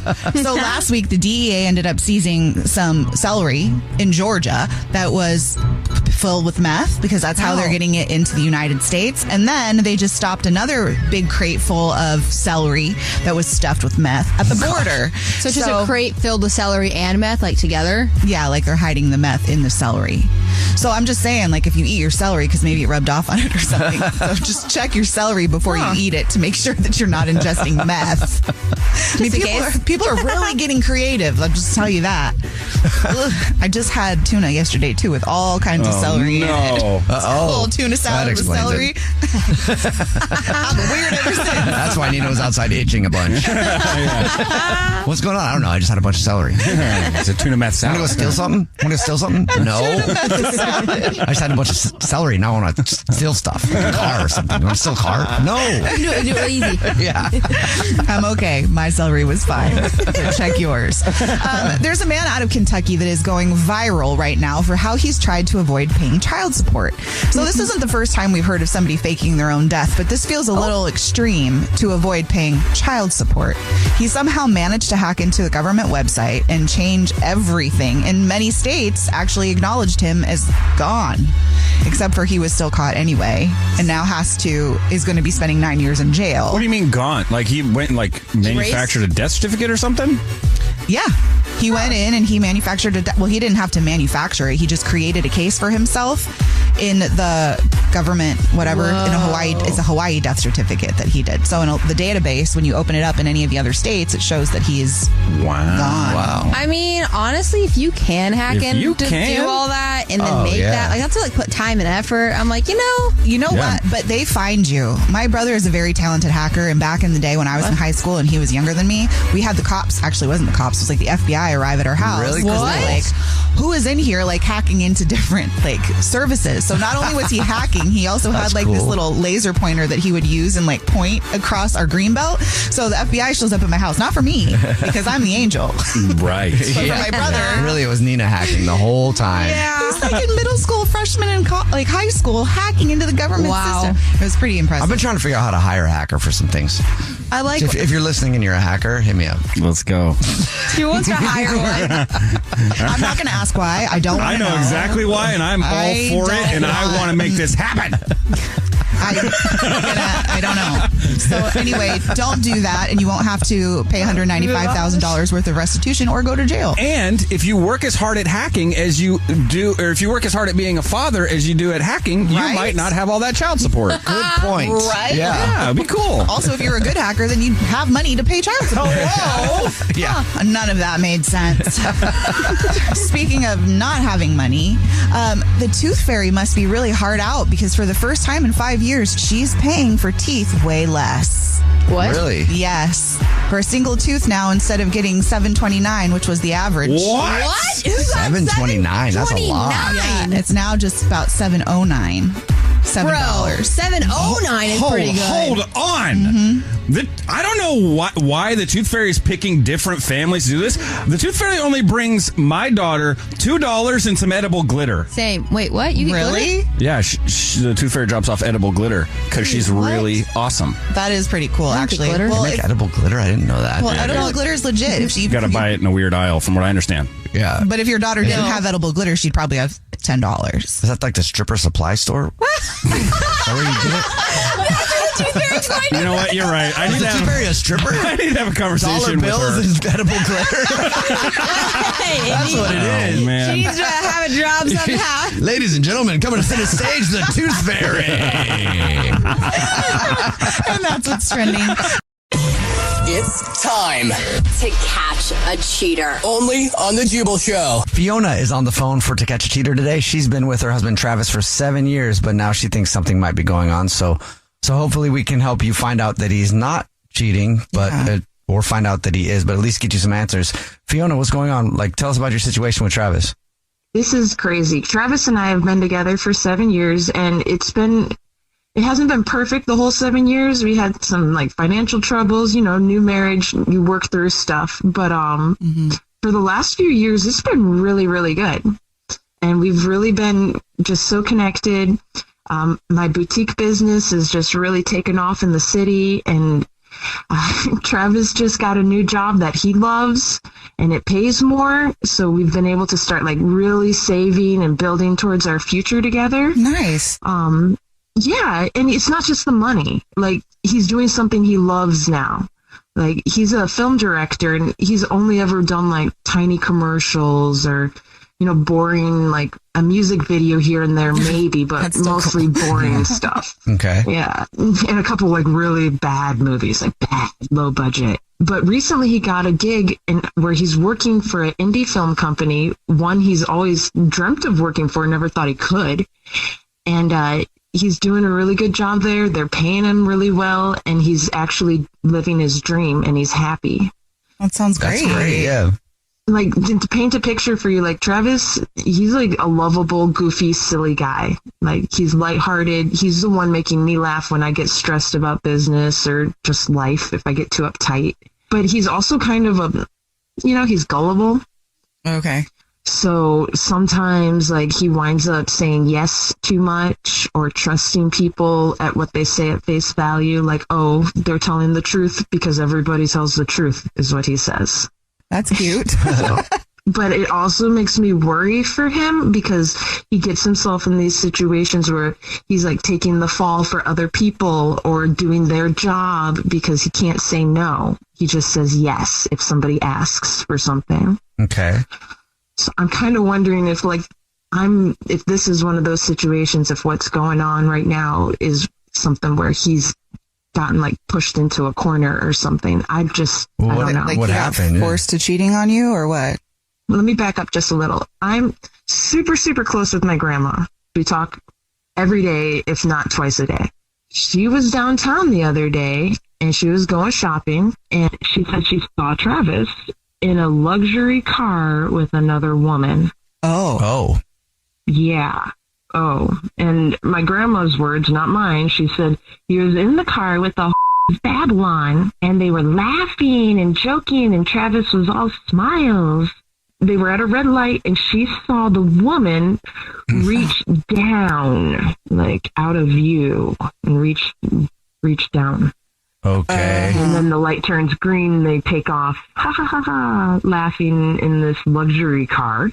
And like, what am I supposed to do with that? You know? Did you ask him about this? No, I'm still I'm like really upset and I don't want to say something stupid and be wrong, or I've never accused him in our whole marriage of anything other than like not taking the trash out. But I'm like trying to understand, first off, who is this woman? Mm-hmm. And second off, like, cause he's an honorable guy, but what's up with the car? Cause him and I both drive boxes and we promised we were going to drive them until like they die. Uh-huh.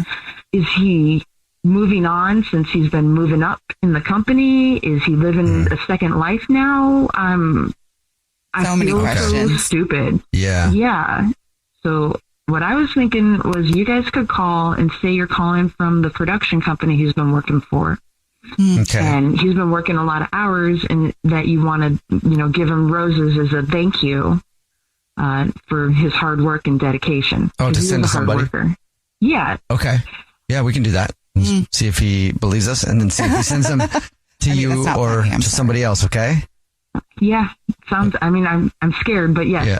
All right. Well, we'll help you out. We'll play a song, come back, and then call him and see if we can figure this out for you with To Catch a Cheater next. Right in the middle of To Catch a Cheater, if you're just joining us, Fiona is on the phone and she thinks that her husband of 7 years named Travis might be cheating on her, so we're about to call him and see if we can catch him. But first, Fiona, why don't you catch everybody up on your situation? My grandma saw him downtown the other day in a luxury car with, in her words, and he was in the car with another woman laughing, and she said she saw them, like, her reach down by his body, so, like, maybe touching him.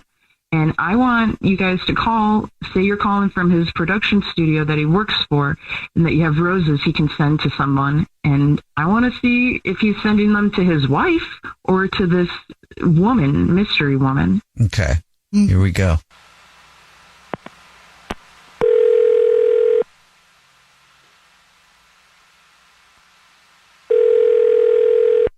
Hello?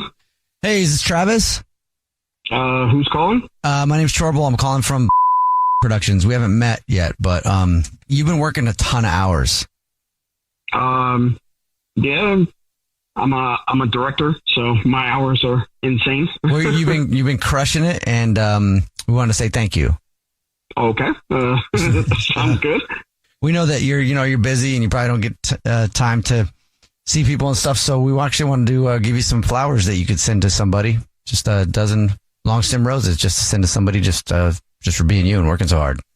What is going on? Stop this. You playing with me. I don't know anything about really? A dozen roses? Yeah.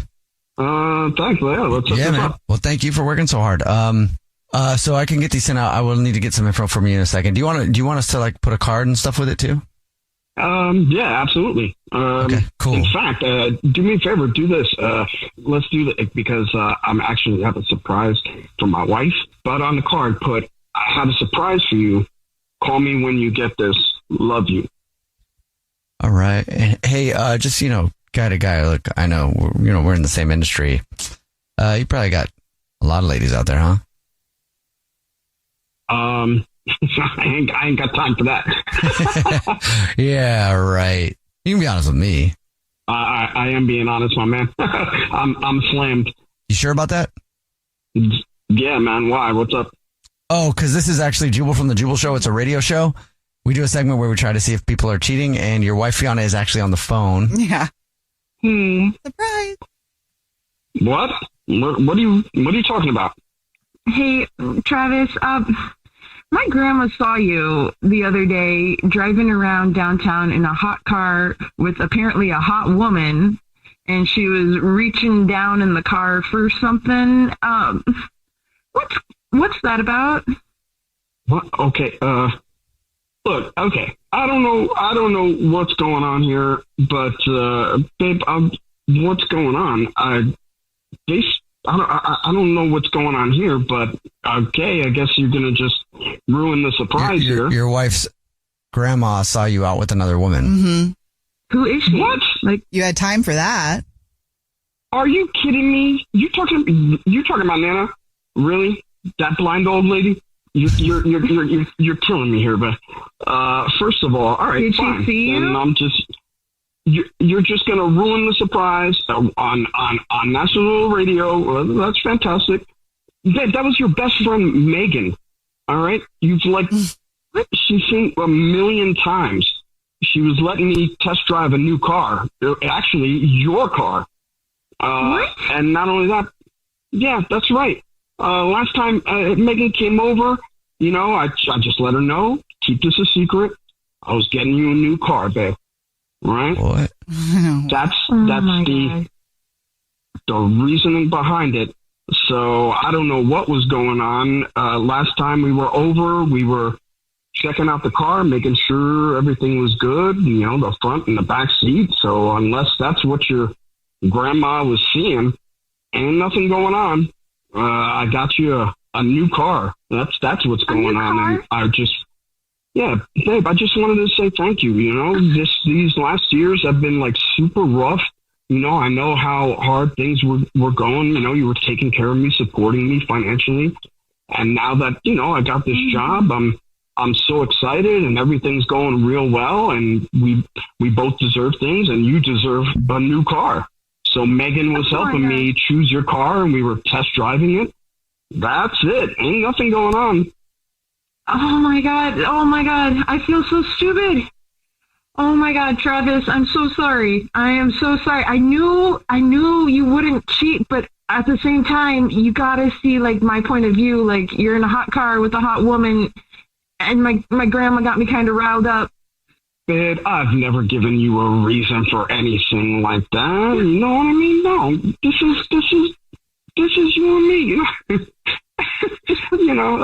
Leave it to your grandmother to cause problems somehow. You know what I mean? I mean, a new car. I need a new car. I mean, I want to see it. Where's the car? I'm so happy right now. I'm just trying to follow. Yeah. When you get on home, it's going to be parked in the driveway, and I'm gonna. Man, you know what? I'm a little upset because the whole surprise got ruined. I'm sorry. I am so sorry. Oh my God. I mean, I don't feel like your grandma did see him with a woman, so yeah, you have grounds for being a little frustrated there. Good thing it was a happy ending, though. Yeah, my mind's blown. I'm speechless, Travis. I love you. Thank you. You're so sweet. Oh my God. Congratulations on the new car. Yeah. Thank you. I mean, I want to see it now. I wish I was home now. Oh my God. I feel so stupid for ever doubting you. I love you and I know we've been through a lot. And so I wanted to do this for you and I really hope you love it.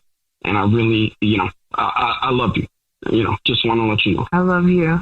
It's probably the happiest to catch a cheater ever. And I get a car.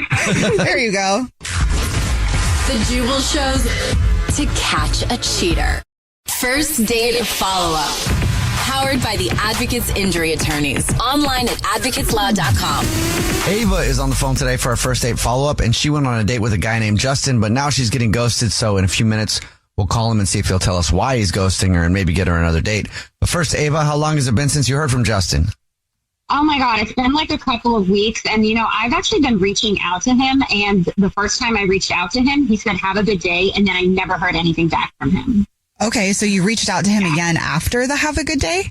No, I mean, it feels like really weird to keep reaching out to this guy, especially if his only response is have a good day. Yeah. I'm worried it's like making me feel really desperate. But at the same time, I really thought we had something. I thought we really connected. And I don't know. I guess just at one point during our date, I was talking about my job and, how thankful I was to have my job. And I accidentally called my boss attractive.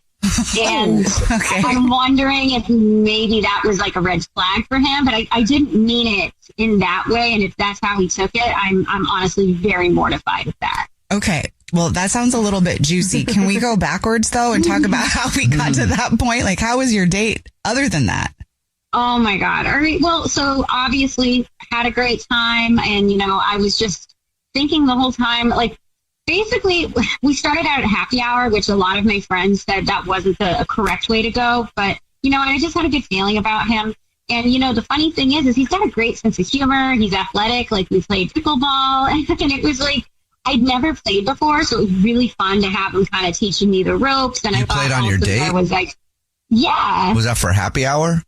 Well, basically, we played pickleball and then went to happy hours. So it felt yeah. But, the thing is after a while, I was concerned that was all that there was with us, just kind of going to a bar and hanging out. Because, we did some shots and we danced. He showed me how to play darts. We shared a bowl of peanuts. And eventually we did go back to his place where things got a little, heated. And I haven't been with anyone in a really long time. So I'm worried I also may have just misread the signals. Okay. I guess I'm just worried that, going back to his place after kind of a first date maybe gave him an idea that that's really all I was looking for. And I kind of thought I was putting it out there that I was looking for a little bit more. So, yeah, maybe going to his place afterwards was not the best example for me to, try to make it work with a guy like this. And maybe that's why he's ghosting me, is if I'm coming on too strong and he's under the impression that all I wanted was a quick hookup. I don't know. It's just, I just feel so uncomfortable. I really want to go back and spend some time with him. I felt like we had a really good time, but now I feel awkward just trying to check in with him. At what point in all of that did it come out that you thought your boss was hot? Oh my God, this is embarrassing. Basically, I was connected to my boss in such a way. I live with him, okay? I'm a nanny, so I actually live with my boss. They actually kind of hooked us up and, told us that we should meet up. And, my boss even told Justin that I was a really cool person to spend time with and that I was a lot of fun. Yeah, I think he even told, Justin that I was really cute. So again, I'm worried that was another red flag for Justin. So, I do think maybe the fact that I may have accidentally just said I thought he was cute, after we were talking about how we were hooked up by him, that was, definitely something that made him uncomfortable. And you know what? The thing is as soon as I said that out loud, I realized it was totally the wrong thing to say. And I tried to kind of backtrack a little bit, but I think that made him even more uncomfortable. Okay. We'll see if we can figure it out for you. Okay. We'll play a song, come back, and then call him and see if he'll tell us why he's ghosting you and maybe get you another date. Okay. All right. Thank you. Get your first date follow up next. Right in the middle of today's first date follow up. If you're just joining us, Ava is on the phone and she's getting ghosted by Justin. So we're about to call him and see if he'll tell us why he's ghosting her and maybe get her another date. But before we do that, Ava, why don't you catch everybody up on your situation? So basically, I'm a nanny, which means I live with my employer. And my employer actually kind of set me up with this guy, Justin, who's really fun and kind of amazing. And I thought our first date went really well. We played some sports. We went to a bar. He actually showed me how to play darts, really intimate. And I may have accidentally, while we were talking about my boss who set us up, I may have actually said that I thought my boss was really hot. And yeah, then after that, he stopped reaching out to me, and I actually made the effort to reach out to him. And all he said to me was, have a good day. And I never heard anything after that. Okay. Are you ready for us to call him? Yes, please. Here we go.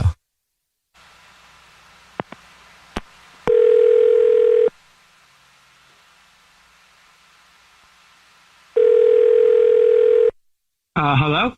Hi, may I speak to Justin, please? This is Justin. Who's this? Hi, Justin. How are you? My name is Jubal, and I host a radio show. It's called The Jubel Show. Hi, Justin. The show's here, too. My name's Nina. Hi, and I'm Victoria. How are you? I'm good. Good. What do you guys need? We got an email about you from somebody, and so we need to call you. Okay. We do a segment on our show. It's called the First Date Follow-Up. What that is if you go out on a date with somebody and then you end up ghosting them, that person can have us email you and ask why you're ghosting them. Okay. All right. That sounds interesting. Do I know this person, I'm assuming? Yeah, you went out on a date with them, and now you're not talking to them. Do you have any idea who that would be? Oh, my goodness. Ava, maybe? Yes, it is Ava. Good guess. Ava emailed us, told us about your date, and is wondering why you're not calling her back. Oh, wow. I mean, she was awesome. We had an incredible time, but, just a couple of red flags are starting to pop up. Like, we went out on a date. I took her to play some pickleball, and then we went to a bar afterwards. And when we got to the bar, I mean, I don't know if she maybe doesn't go out a whole lot or, she, was just blowing off some steam. But, I mean, she was, like, really crazy. I mean, I'm talking, like, shot after shot and dancing with almost everybody in the bar and grinding, like, even, like, kind of grinding when the bartender was kind of, like, walking by, bringing, like, some glasses by, like, almost kind of, like, grinding against him and just super flirtatious. Don't get me wrong, she was cool with me the whole time too. It wasn't like she was just blowing me off, but it was seemed like she hadn't been out in like years or something. It was just a weird vibe, and it was just like super, I don't know her that well, and so it was kind of shocking, because as the day progressed, and especially as the drinks kept flowing, she kept getting a little more crazier and crazier, and we had a blast. I mean, we went back to my place afterwards, and everything was great, and it was just, I was like, man, if this is like this on our first time out, what's it going to be like? We were going out for a few months, so I just got, like I said, red flags were just popping up a little bit, and so it just kind of got me a little concerned. So she was that wasted, huh? I mean, she wasn't like falling over like drunk, but I mean, she was definitely pretty boisterous and, like I said, super flirtatious, and that may be her personality. And again, she was super cool with it. It wasn't like she was ignoring me or something, but she definitely wasn't ignoring anybody in the whole place that night. Well, thank you for telling us, man. I appreciate it. Also, I'll let you know that Ava is actually on the phone and has been listening and wants to talk to you. Oh my gosh.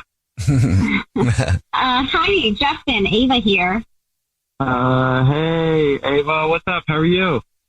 Well, honestly, I'm really embarrassed by this whole situation, and I'm actually extremely sorry. I guess I just didn't realize I was coming across that way. I mean, I love having a good time, and I love getting crazy and blowing off steam because we all need to do that. But it was, you were like, grinding up against the bartender. You were like, I felt like you were flirting with everybody in the place that night. And, it was kind of shocking to see from my point of view, I was grinding on the bartender. Like, I don't even remember that, honestly. You remember the dance floor? It was back by where they get the new glasses. I don't remember the dance floor. Oh my goodness. That night you sure remember the dance floor. Let's put it that way, as did about everybody else in the place that was dancing with you that night, because you pretty much danced with anybody that was down to dance with you that night. You were ready. That sounds fun. I don't remember any of that. And honestly, I guess I don't even really remember how much I drank that night. Is this like a normal, like when you go out, I mean, do you get that hammered like every single time you go out? You know, Justin, honestly, I haven't really been out like that in so long. And I must have just not even realized I was really pent up and just kind of went crazy. And oh my God, I can't believe you actually remember me grinding up on just the bartender and doing shots like on and off. You know, I'm really normally not like that, Justin. I may have just been like really nervous again. Like it's just been so long since I've been out and I've, you know, even dated that I definitely was nervous that night. I guess maybe I just tried to compensate, you know, by, you know, having a little to drink and maybe letting loose and, you know, reflecting back on that, that was probably not the best course of action for me. Well, I mean, don't get me wrong. I had a great time too, you know, and my whole thing was, I was just worried, like, you know, what happens the next time we go out, or if we go to another club or we go to a friend's party? I mean, is it like every time I bring, when there's alcohol around, is this going to be like a big issue? And I just, you know, that's the kind of thing I worry about, you know, moving forward if we, you know, if we end up, you know, continuing this relationship. All right. I actually really understand exactly where you're coming from, but I just, in full honesty, that's not behavior that I do all the time. I'm a better person than that. I hold myself to a higher standard. So it's just like, I really guess just thinking back on that night, I don't even recognize myself. And more importantly, I don't recognize or remember half the things I did. Well, Justin, would you like to go on another date with Ava then? We'll pay for it.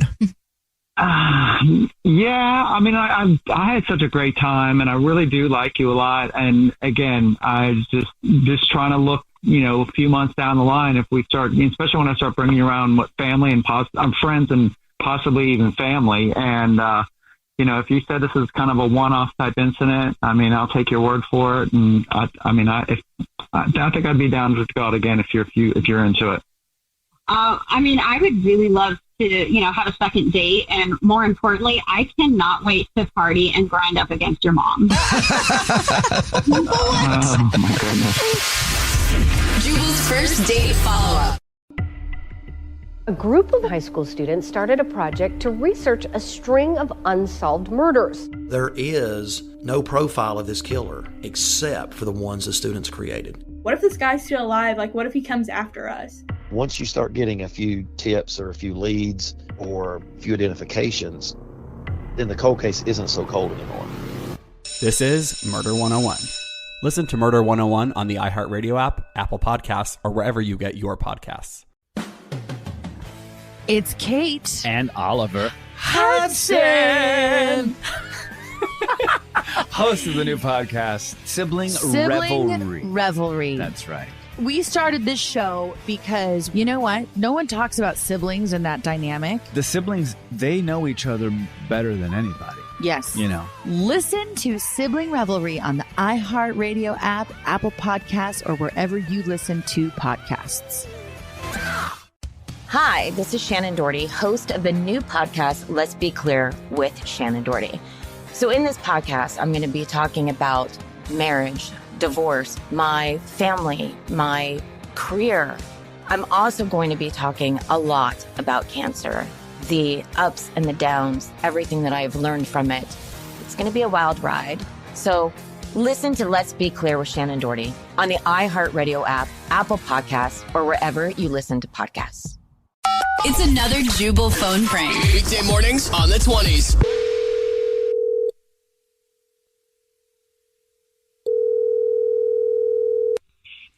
Hello? Hi, I'm looking for Weston. Oh, yeah, this is his phone, but he's just stepped out for the moment. Can I help you? Yes, my name is Pete Eakins. I'm calling from consignment, and if you could just pass along a message for me that the earrings he had here for sale, they just sold. So we got a big check for him if he wants to call me back and come pick it up. I'm sorry, what? You're a consignment store? Yep. Yeah. You know, consignment stores where you drop something off and we keep it here in the store, and then someone comes in and buys it, and then we give you some of the money. Yeah. Okay. Yes. Yeah. I get it. But like, what did you say were sold? Oh, well, the other day, Wes, I'm sorry. I mean, let me just check if so who are you that I'm speaking with? This is Weston's wife. Oh, okay. Yeah. So anyway, your hubby came in the other day with a beautiful pair of diamond earrings. I mean, gorgeous. And we had them on for sale and they just sold. So, you're going to make a pretty penny on that sale right there. Cause they oh my God. He better not. I think those are my earrings. Like, okay. So they were diamonds. And they're like the vintage. Yeah, it's very okay. So you know which one I'm talking about, then? Yeah. So you got to be pretty excited too. Yeah, I know exactly what you're talking about. Why I don't understand. My husband Weston. You're sure that it was Weston? He came in with earrings to sell. Well, I don't know how I would have the phone number and all the info. And by the way, I got a check for $250 for you guys. $250? Yeah, 250 big ones for you guys. No. Like, those are my grandmother's earrings, okay? They are very priceless, and they're not priceless. They're worth $10,000, okay? They've been passed down from family member to family member, and I lost them last week, okay? So that's what I don't understand, that he's coming into the store with them to be sold. You cannot sell those earrings. Well, I think yes I can, because we signed a little contract dealy thingy, and they've already been sold. The customer left with them just a little while ago. Sold them for what the oh my God, I'm gonna kill him and then I'm gonna kill you. Like, what's the name of this consignment store again? Okay, so it doesn't sound like you're happy about the 250 big ones. Yeah, you bet your ass I'm not happy. Like, first of all, my dumb husband, who I think he stole my earrings, which I thought that I lost, so he could sell them to some consignment store. And then on top of that, you sell them for a fraction of what they're worth. $200, however much you sold them for, they're worth $10,000. And who bought them? Well, a couple of teenagers came in, actually. They had saved up allowance. What the do teenagers know about diamond earrings? Vintage diamond earrings for my family. Grandma's earrings, $10,000. You understand what you just did? I thought I was making you guys a hefty profit of $250 there. No, you just lost me precious memories. And you know what you did? Actually, you just got your whole business shut down, because you bet your ass I'm going to get a lawyer and come after you, you stupid, negligent. Okay, well then I'll just let you know that this is a prank phone call then. This is actually Jubal from the Jubel Show doing a phone prank on you, and your husband Weston set you up because he actually found the earrings last week. He said that you lost some diamond earrings that were passed down in your family.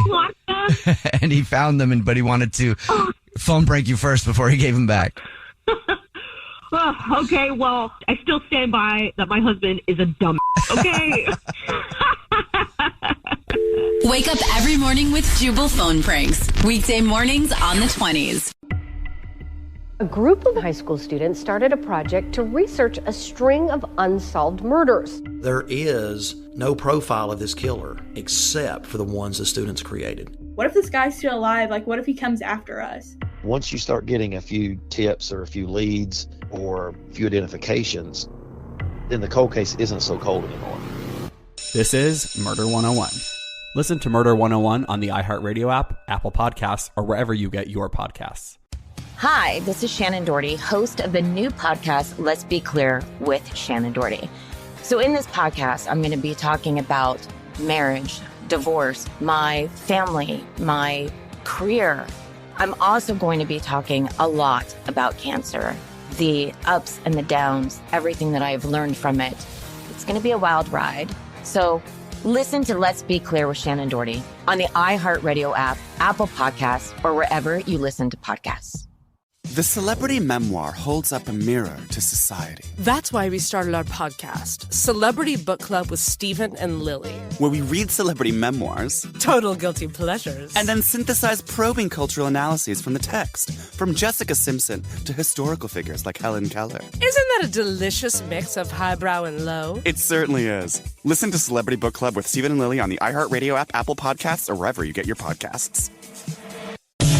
It's time to catch a cheater. only on the Jubel Show. Michael is on the phone today for To Catch a Cheater, and he's been dating Harper for 3 months, but now he thinks something might be going on. So we're going to see if we can catch her cheating or not cheating in a minute. But first, Michael, what's up, man? Tell us what's going on. So, this is Chick Harper, man. So, we've been in this relationship for about 3 months now, give or take. And this, it just feels like the whole relationship, she's been, sneaking around my back. You know what I mean? Just there's little things here and there just aren't adding up. Okay. And I just really need to find out, like, what's going on, because, Harper, she's a great girl. We have, great times when we hang out, but, she's, I don't know how to say this. She's a bit of like a free spirit, I guess, kind of girl. She kind of just goes with the flow. She just like lives in the moment. You know what I mean? That kind of woman. Yeah, it's probably what you like about her. Yeah. Yeah, I mean that's cool. Yeah, I'm definitely down with it, but it just it seems a little much. Like like I get the free spirit, like kind of going with the flow, but then again, like I don't know, like when just things aren't adding up. When it comes to, okay, for instance, we've been spending a lot of time together, and I like her, but there's, she's always like has an excuse to like never spend the night. It's just weird, and she never lets me, she never lets me go to her house, first of all, so I'm never there. I've never met any of her friends, you know what I mean, and then most of our dates that we have. They're just at my place, you know what I mean? She's always coming over, but she never stays, like I said, and there's like no PDA ever. It kind of feels like I'm like a side piece or something. Oh, really? But what if she likes to just take things a little slow?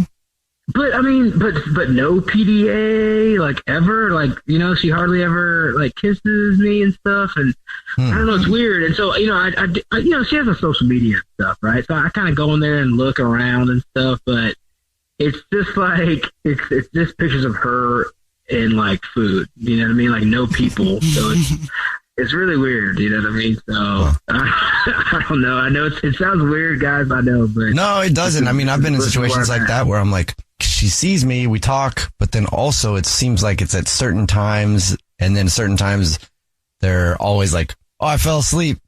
And then it's the next day, but every single time it's like, I think you're just home with whoever you're with. You know what I mean? Really? Like, This happens to you guys? Yeah. Yeah, it does. Here's an example. So she's at work, right? And I go to her job to pick her up from work, and she made me wait in the car. And I couldn't even go inside of her job, Okay. And when she gets to the car, we drive off, and I was like, what was that about? Why couldn't I get out? And she was just like, well, I just really wanted to leave. I wanted to bounce, as quick as possible. And I was like, I haven't met any of her friends. I've met any of her coworkers. You know what I mean? So it's like, I don't know. It's just not right. I like her a lot, though. Okay. But, yeah. You're just not sure if she's being totally 100 with you. I mean, it is just 3 months. Yeah, maybe she's just being cautious, but it does sound a little bit like she's hiding you.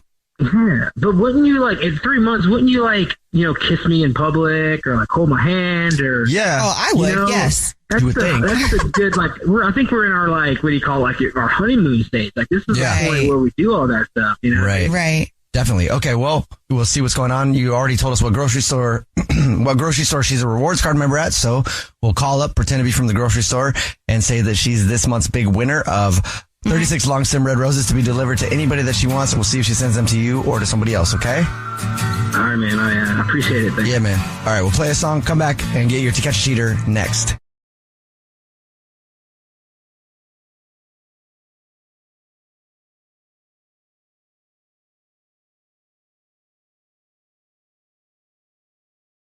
If you're just joining us for today's To Catch a Cheater, Michael is on the phone, and he's been dating Harper for 3 months, but he's pretty sure that something is going on. So we're about to call her and pretend to be from the grocery store that she's a rewards card member at, and say that every single month we choose one random rewards card member who gets free flowers delivered from our floral department. We'll see if she sends those. Well, first we'll see if she believes it, and then we'll see if she sends those to Michael or to somebody else. Hey, Michael, before we do that, though, why don't you refresh everybody's memory on your situation? Yeah, so, me and Harper, we've been dating for about 3 months now or so, and she has been kind of shady. Like she just doesn't, she doesn't want to spend a lot of time together. And at 3 months is very early in the relationship. She doesn't want to do any PDA, like, ever. I haven't met any of her friends. I haven't met any of her coworkers. And all the dates has been at my place. So I've never even seen her place. And, I think that something's going on. I think she's hiding something. And so I just want to get to the bottom of it. I think you might be a side piece. And, I think I'm a side piece, yeah. All right. Well, hopefully you're not, and hopefully this is a good explanation, but you ready for us to call her? Yeah, let's do it. Okay, here we go.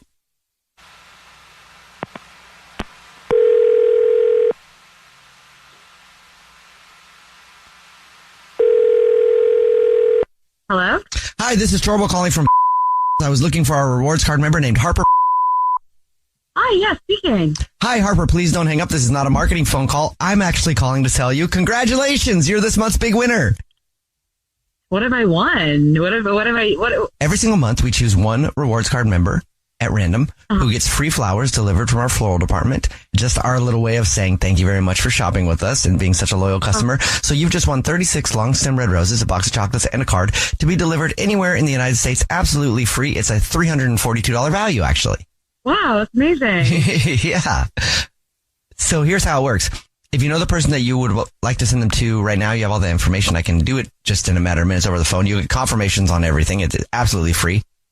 I definitely have someone in mind that I'd like to send that to. Okay, great. Do you have just a couple minutes to do that now? Yeah. Wonderful. Yeah, of course. To start, I will just need to get the first and the last name of the person you would like to send the flowers to. So it's going to be to Michael. Would you like to put anything on a card? Yeah, just say to Michael, I can't get enough of you, Harper. Wonderful. So, I can't get enough of you. Okay, cool. Well, then I guess I'll just tell you the truth. Okay. So my name is actually Jubal, and this is a radio show. It's called The Jubel Show. Yeah, I'm Mina here on the show, too. Hi, and I'm Victoria. Yeah. Also on the show. Michael's actually on the phone, too. Oh. Hi. Hey, Harper. How's it going? Hey. This is pretty elaborate and weird. Yeah. Okay. Michael, do you want to explain what it is, or do you want me to? Yeah, I'll do it. Okay. So, Harper, I have a small confession to make. So I bought you on the show because, I thought that you might have been like sleeping around or cheating on me. I know this is weird. Just hold on. So as of lately, you can tell that I've been trying to like hang out more and do things a lot more with you.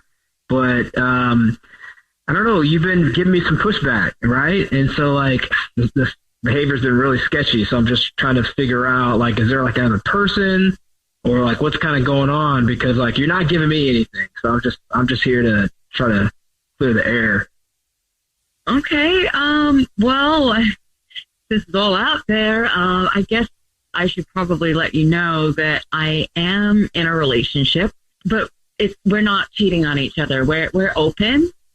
And there's some guidelines around that, but the rule is, we can do whatever we want, but we always come home at night and no one else is allowed in our place.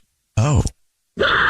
Wow. Okay. And, I think Michael's great. I really enjoy his company. He's a fantastic guy. But I'm very free-spirited and open, and I'm having fun, and I'd like to keep seeing where it goes.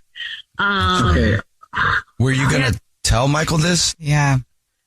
Well, yeah, when was the time you were going to tell me? Like, it was something I feel that would come up a little more if things were to keep going about the half-year mark. Half-year? Oh. Half-year, okay. So about this other guy, like, are you guys like married or something? Or like, are you trying to leave this guy, or like, why would you want to be with me? Like what's going on? Well, yeah, we're married, but he's a musician, so he's traveling a lot, and we've always had an understanding that we could do what we wanted, just don't bring it home and don't bring it in our bed. And I think you're great. I really fun hanging out with you. But that's the situation. And I know that it's not necessarily easy information to digest. How do you feel about that?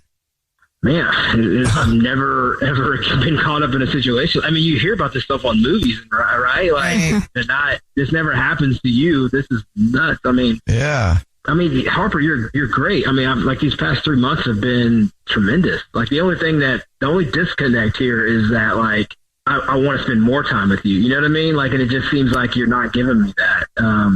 I mean, but now that I know the reason why, you know, it makes me understand you now, you know, a little bit more. And I know you're, you know, free spirit girl, you know. I mean, I guess what I'm trying to say is that, you know, I'm not really a side piece kind of guy really, but it does make me feel better that you let me know. Does that make sense? Yeah. I mean, I never viewed you as a side piece, but, you know, now that it's out there and, you know, you have to weigh in on it, I respect your decision, but, you know, just to let you know, I really think you're fantastic. And if you're open to it, I would like to keep seeing where this leads. Where can it lead, though? Yeah. Would you be open to leaving this guy or? That's a really hard question to answer, but, you know, if the right person came along, who knows what would open up. Okay. Huh. So, yeah, basically, you know, I'd like to keep seeing where it goes. And I don't know if you've ever heard of the concept of a throuple at all, but maybe that's something you might consider down the line. And, you know, I live with my husband and my lover. But yeah, that's something for you to consider that, you know, you might have heard about that in the movies, but yeah. I mean, people are doing that. Michael, would you want to be an in-house lover? I got to think about it, but okay. I mean, as of right now, I do want to keep hanging out. Okay. Oh, well, hey, cool. That's fun. I'm glad communication is happening now. Enjoy yourself. Good luck. Oh, and the flower thing, do you still got the flowers? Do I get the flowers? Yeah, there are no flowers. I'm sorry. But it sounds like you guys are going to have fun anyway. Yeah, well, you know, it's a hell of a story. Yeah. The Jubel Show's To Catch a Cheater. Ryan is on the phone today for our first date follow-up, and he's getting ghosted by Chloe. So in a few minutes, we'll call her and see if she'll tell us why she's ghosting him and maybe get him another date. But first, Ryan, how long has it been since you heard from Chloe? Hey, man. It's been probably about a week, maybe a little bit longer. Okay. I don't know. We went on a date. Everything went really, really good. We ended up like taking her dog, this little Pomeranian named Noodle, to a dog-friendly brewery. I like that name a lot. I do too. Yeah, I mean, it was super chill. Like, I mean, I thought everything went well. Like, I mean, we were sipping on craft beers. So, I mean, we played like one of those giant Jenga games. So, like, we watched Noodle go over and like charm everybody else that was hanging out at the brewery. Like, I mean, it was great. What do you think happened?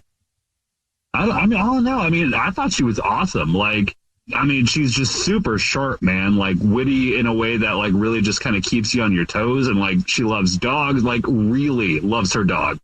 But I mean, that's cool. Like it shows she's got a big heart. Like, I mean, we even like shared a pretzel, and I mean, that's basically like a relationship milestone.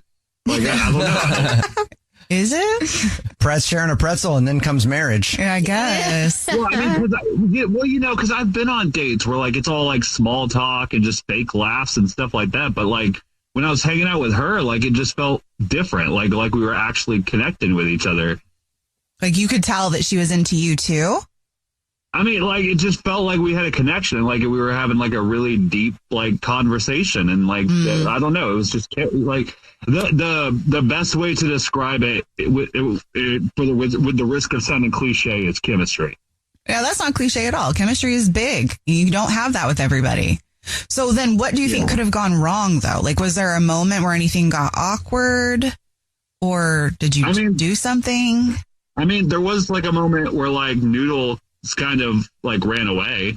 Like, I mean, I swore I had him, but like he kind of like wiggled out of his harness and then just kind of bolted, and it took like 6 of us and like one like really athletic bartender to like catch him. Wait. So like this is a big moment. He just kind of wiggled out and like bolted, you know? Like, I mean, Chloe thought it was my fault. She like might have screamed like, "You have one job, Ryan," like in front of everybody, but like when we ask you how the date was, this is a big thing to talk about. That was like one thing. Everything else about the date was awesome. Okay, well then how did a random bartender get involved to help you get the dog?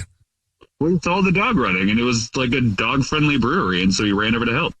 Oh, okay. That was nice. What did you do when the dog got away? Did you try to get it too? Yeah, no, absolutely. I tried to get it. Okay. How did she react after Noodle came back? Was she fine? Did she go back to normal? Or was she irritated? I mean, she was a little irritated, but like not in like a big way. Like she wasn't mad. Probably she got Noodle back. Did you guys kiss or anything? No, we didn't. Okay. We'll see if we can help you out. We'll play a song, come back, and then call her and get your first date follow-up next. First date follow-up. Powered by the Advocates Injury Attorneys. Online at advocateslaw.com. If you're just joining us for today's first date follow-up, Ryan is on the phone, and Ryan is getting ghosted by Chloe, so we're about to call her and see if she'll tell us why she's ghosting him and maybe get him another date. But before we do that, Ryan, why don't you kind of recap your situation for us? Yeah, so I went on a date with Chloe and her Pomeranian Noodle, and we had a good time. I did lose Noodle for a brief moment, but we got him back. And yeah, I don't know. Everything else about the date went really, really well, and we vibed, and we had a really good time. And so, like, I just want to see why she's not calling me back. And the reason you think you might be getting ghosted is because you did lose her Pomeranian for a minute? That's the only possible reason I could think of, because everything else went so well. All right, cool. Are you ready for us to call her? I am. Okay, here we go.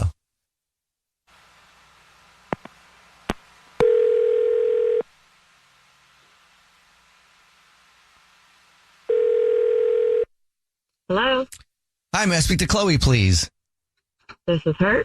Hey, Chloe, how are you? My name is Jubal. I'm calling from a radio show. It's called The Jubel Show. Hi, Chloe. I'm Nina, also on the show. Hi, and I'm Victoria. What is going on here? This is a radio show called The Jubel Show. Have you ever heard of it? I have. I just didn't know you guys actually called people. This is so... We're trying to help everybody out. Yeah.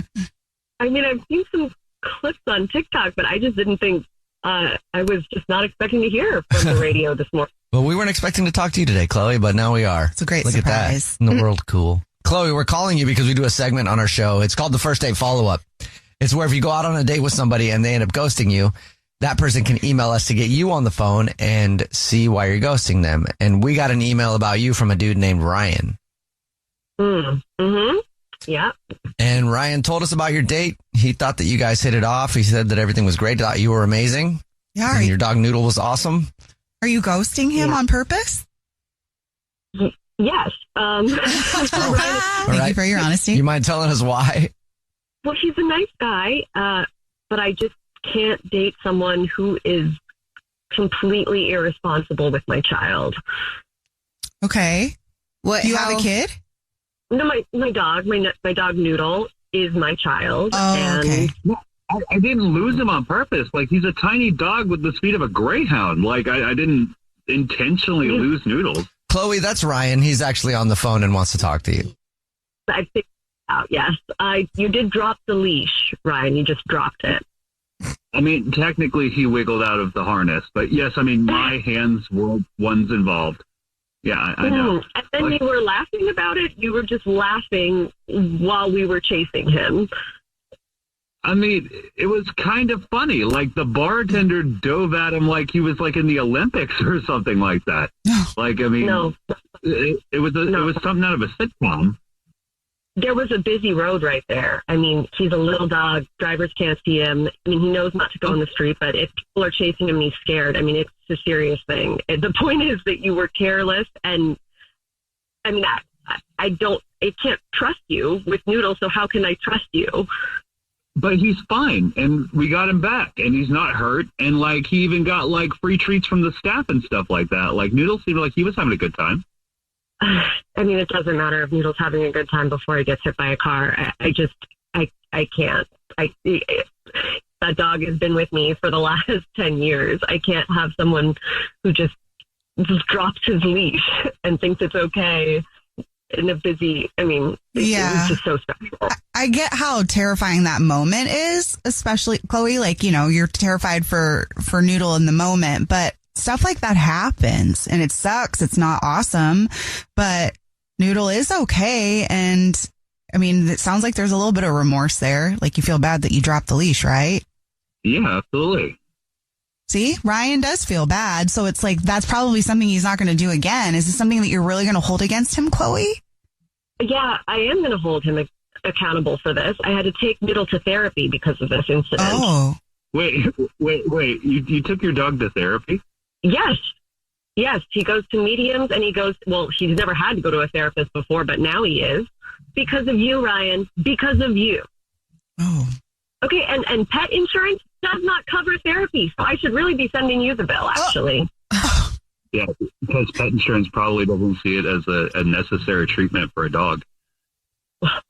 Oh, how dare you? How dare you, Ryan? I'm sorry, guys. When I had you guys call her, like I had no idea that it was like this. That you scarred a dog for life? Sure. That's what we'll go with. Okay. Ryan, at this point, I think the only appropriate thing would be for you to apologize to Noodle. That would go a long way to repair kind of my betrayed trust. Okay. So because I just want to clarify. So because I dropped a leash, you want me to apologize to your dog that you put into therapy because I traumatized him by dropping his leash. Dropped a leash and laughed while chasing him.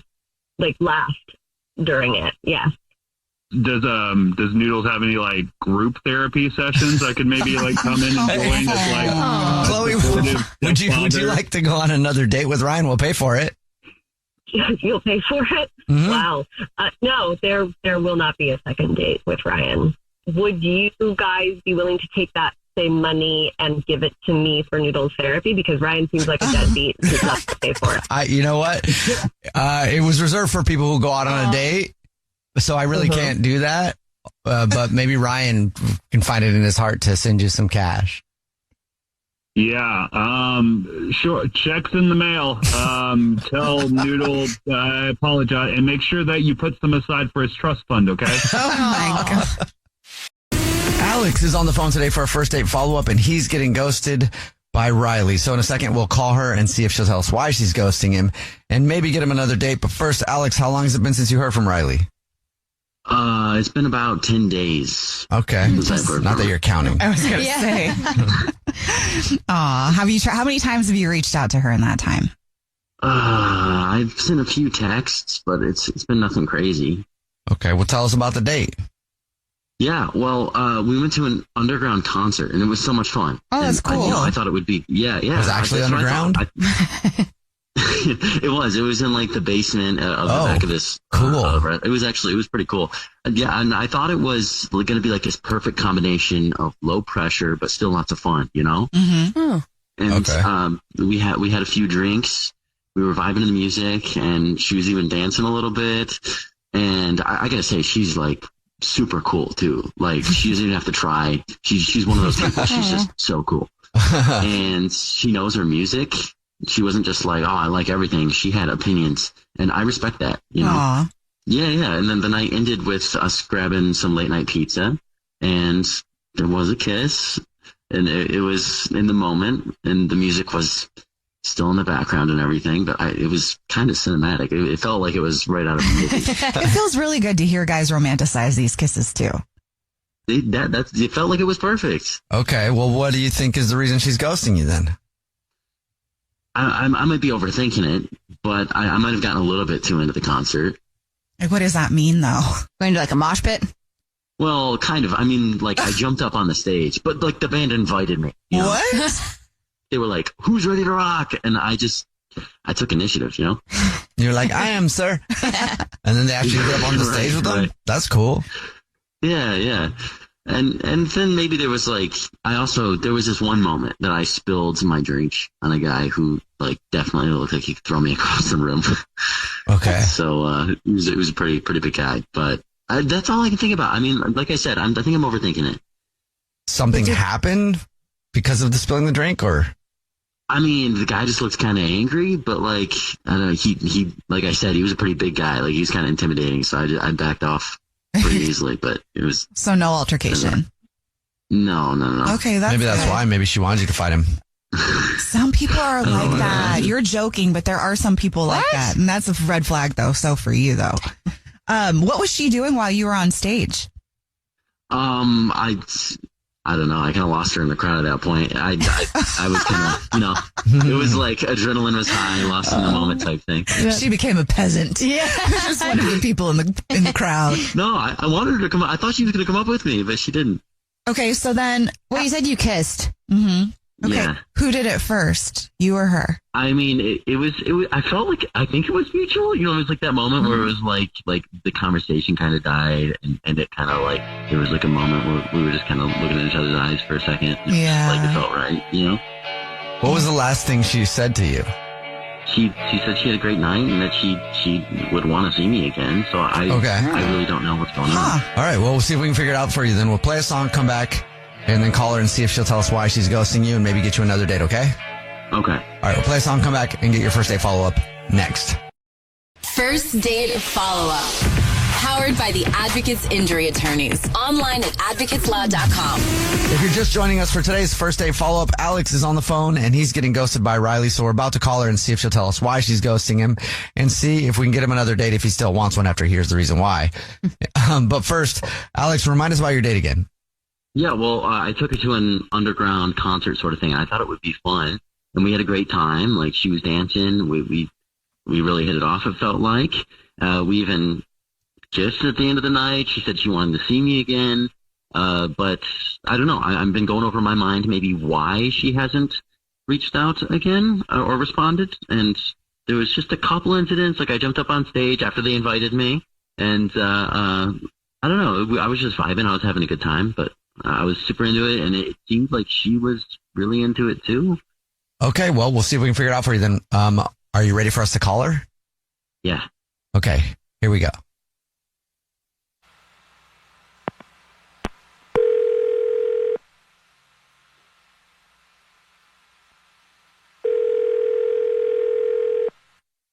Hello? Hi, is this Riley? This is Riley. Hey, Riley, how are you? This is the Jubel Show. It's a radio show. Hi, Riley. My name is Nina. Hi, I'm Victoria. And my name's Jubal. How's it going? What? We're the Jubel Show. No, this is some kind of joke, right? No. Have you listened to the show before? I haven't. I'm sorry. You haven't? That's fine. okay. No, it's fine. Well, don't worry about it. Maybe now you'll check it out because you're actually on the show. We do a segment on the show. It's called the First Date Follow-Up. It's where if you go out on a date with somebody and you ghost them, that person can email us to get you on the phone and ask why you're ghosting them. So can you think of anybody who would email us about you? I'm going to guess, is it Alex? You are correct. Yeah. Alex emailed us and told us about your date. He said it's been like 10 days and he hasn't heard anything from you. And he's confused because he thought you really liked him. And even at the end of your date, you said you wanted to see him again. Oh my God, of course Alex would do something like this. Yeah, I ghosted him. Okay. So, all right, cool. Why? Yeah. Can you tell us? Because he embarrassed me so much. I couldn't deal with him anymore. He was so embarrassing. Why? Why is he embarrassing? So he took me to this concert and like he just like full on jumped on stage and like tried to take the mic. Like the band had to stop. He told us about that and he said that the band like asked him to get on stage. No, he was not like Courtney Cox. Like they didn't like pull him up out of the crowd. Like he like jumped on the stage on his own and tried to take the mic from the singer, and they had to stop. That's not how he explained it to us at all. He must have been a little confused. I like the different stories. He said that they saw him having fun and they were like, "Get up on stage with us." No, like he's a dude. Like maybe like some other like maybe they were talking to some like cute girl, or but he just like went for it. Like they were not wanting him on the stage. Oh, that's funny. Oh, maybe he was standing next to some hot girl and got confused. You didn't tell us that they kicked him off the stage. Yeah, like security had to like escort him off the stage. Oh, yeah, we missed that part. Okay, is that the reason you're ghosting him? Yeah, well, it was just, he just had, like, no awareness. Like, it was just everything. I feel like it was just, like, so embarrassing. Hey, can I say something now? Yeah, yes, you can, Alex. Hey, Riley, that's Alex. He's actually on the phone listening and wants to talk to you. He is.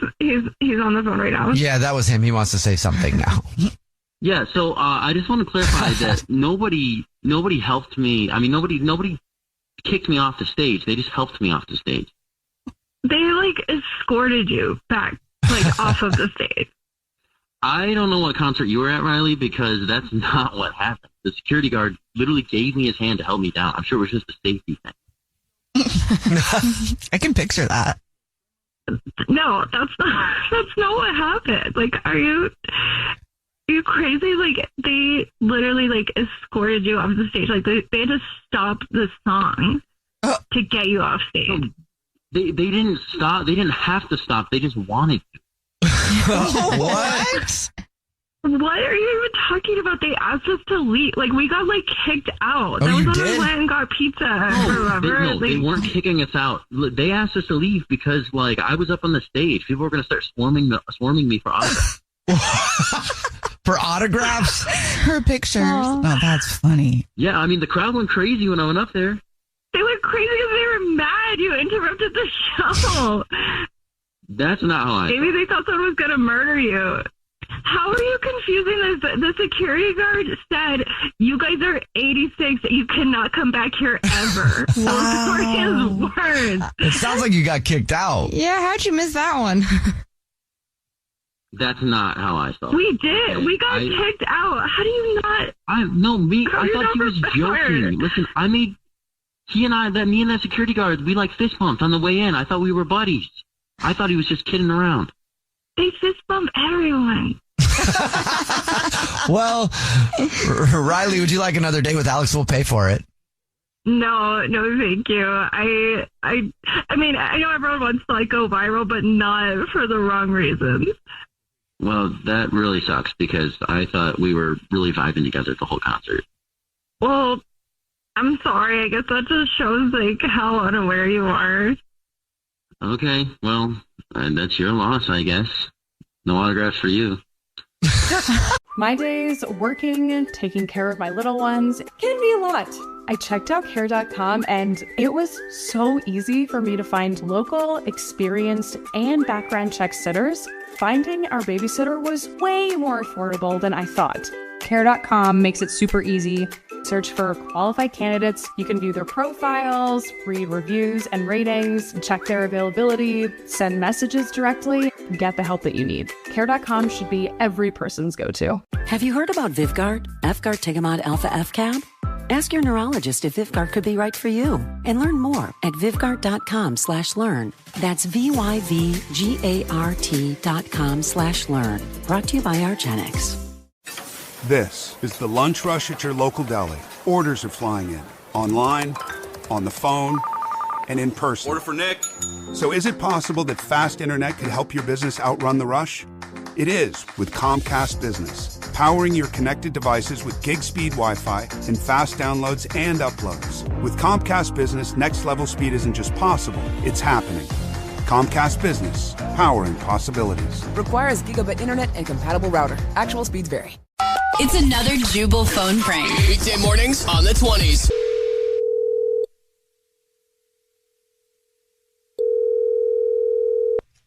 Hello? Hello, this is Detective Peter North calling from the Department of Fish and Wildlife looking for Renee. This is she. I'm sorry, where are you calling from? I'll identify myself again for your records. This call is being recorded. I do need to let you know that. My name is Detective Peter North from the Department of Fish and Wildlife, and I need to speak with Renee about an incident that happened the other day at beach. This is she. And the incident that happened at the beach? Yes, beach. We had reports that you and a male accomplice fishing at beach the other day. Is that correct? Yes, we were fishing over there. Mm-hmm. Mm-hmm. And did you happen to take any fish with you? Oh, yeah, we did actually catch something, and yeah. Mm-hmm. Did you happen to know what the fish was that you caught at beach? Well, according to my friend that I was fishing with that day, he didn't say anything about it being anything special. I think it was something like a croaker or something like that is what he mentioned. I really don't know much about fish at all, but in fact, I can't even take one off the... Are you aware that the fish that you captured and caught at beach was the rare yellow-bellied sea biscuit? There's only 7 of them left in the entire world. Oh, no, I of course not. I was not aware of anything like that with the fish at all whatsoever. In fact, I can't even take a fish off the hook. I'm not really one of those people that know any much about that. Did you know, are you aware or unaware that capturing and collecting an endangered species is a federal crime? Oh, no. The only thing we had was the fish that we ate already. And when it comes to the fishing thing, to be honest with you, I do not know much about it. We were on a date, and he said that we were just going to catch some fish. After catching fish, who knows that the fish is going to be a rare fish? How do I... Wait a minute. You mean to tell me that you didn't catch that fish to sell on the black market? There is a huge market for the yellow-bellied sea biscuit. No, absolutely not. Why would I ever do that? No. So how do you know it was the yellow-bellied, whatever you want to call this kind of fish? Well, the fish's name is the yellow-bellied sea biscuit. That's the type of fish that you caught. Okay. It's rare and endangered. I don't know if you paid attention to a word that I've said, but I have a high likelihood that you know exactly what you were doing. No, I did not have a clue about no yellow-bellied fish. All I know is that I went on a date with Andre. He claimed that we be perfectly safe over there fishing. And so maybe you ought to direct these questions to him because, like I said, the only thing we did was go on a date, go fishing, and in fact came back and fixed something to eat. And that's it. If it was his intentions to sell something on the black market with the fish, maybe he caught another fish that I don't know about. Well, I'm not getting in trouble going to jail because he wants to take me on a fishing date. So I am not willing to do that. You need to call him and direct those questions to him. He took me on this fishing date. And you mentioned his name was Andre. Was his name Andre? His name is Andre. Renee, you went on a date with a known fugitive. Andre. Yes, that's what he does. Andre takes women on dates and then catches rare fish and sells them on the black market. And unfortunately for you, you still are an accomplice of the crime. No, I should have never downloaded Tinder. It's nothing but freaks and criminals on there. I'm so sorry. I had no idea. I promise I didn't do anything. I did nothing wrong. That is correct, because this is actually Jubal from the Jubel Show doing a phone prank on you. And Andre, the guy you went fishing with, set you up. Wait, what? This is a prank, you said? Yes, it's a prank phone call. This is actually the Jubel Show, and Andre said he really liked your date, but he wanted to mess with you and say that you guys caught a rare fish together and he might be going to jail. Are you serious? Yes. He said he really liked you, though. Or you want to go out with him again? After all of this? Wake up every morning with Jubal phone pranks. Weekday mornings on the 20s. Turns out a delightfully clean home can make for a delightful start to the day. At Mrs. Meyer's, everything they make is inspired by the garden. With plant-derived and other thoughtfully chosen ingredients, their cleaning products smell like a dream and work like the Dickens, leaving your home sparkly clean and your to-do list tackled in no time. Goodness, there's no better feeling than that. Mrs. Meyer's, rooted in goodness. Visit mrsmeyers.com today. CBS this Sunday, the exciting new series Tracker continues with an all-new episode. Starring Justin Hartley as Coulter Shaw, a reward seeker who travels the country helping private citizens and law enforcement solve all manner of mysterious disappearances. Based on the best-selling book series The Never Games by Jeffrey Deaver, Tracker is an edge-of-your-seat, exciting whodunit thrill ride that will keep you guessing until the very last moment. Don't miss a new episode of Tracker this Sunday at 9/8 Central on CBS and streaming on Paramount+.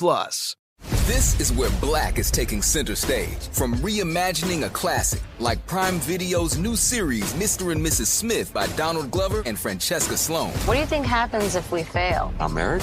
Our mission. To the one and only Snoop Dogg in Prime Video's new comedy, The Underdogs. I am your new head coach. Explore Prime Video's culture-rated collection. Since where Black is, there are no limits. Restrictions apply. See Amazon.com/Amazon Prime for details.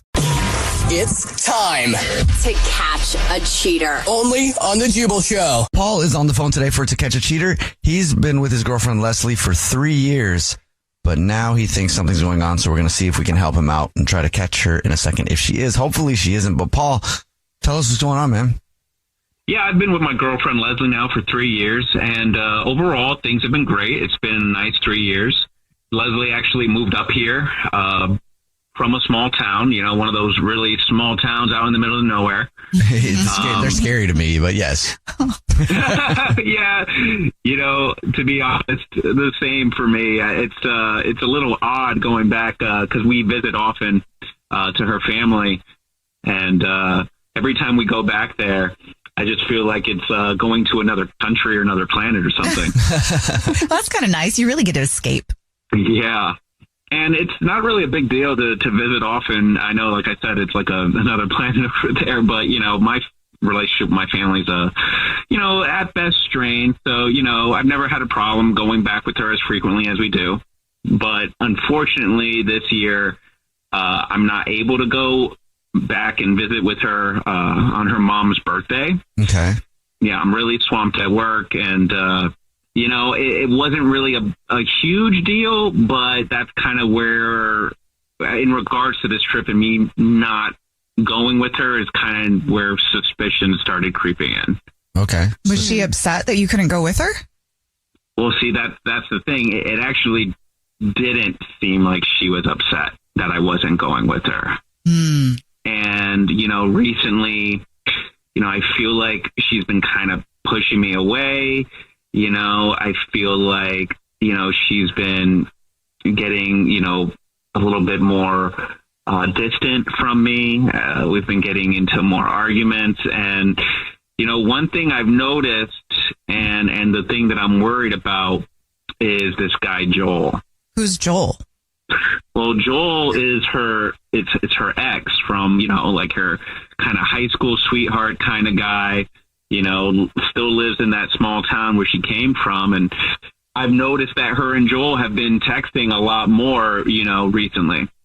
So they'd always been texting? You said a lot more. So they've always been in touch? Yeah. They, I'm, to be honest, I'm not one of those guys that's like has a huge issue with somebody having a friendship with an ex or having that relationship ongoing. I've met Joel, when we've gone to visit, I've met the guy, he seems like a decent person and everything, but honestly, it has always just kind of been, or at least in my perception, like sporadic communication. And, now it seems like it's getting to be a lot more frequent. Like I noticed that, I'll notice her phone will light up, a lot, and I'll see, his name, pop up, like it does on the phone. Mm-hmm. And I notice it's more and more. And, I even asked her about it, and, she's gotten a little bit defensive, like about me, like checking on her, or why am I looking at her phone and that kind of stuff.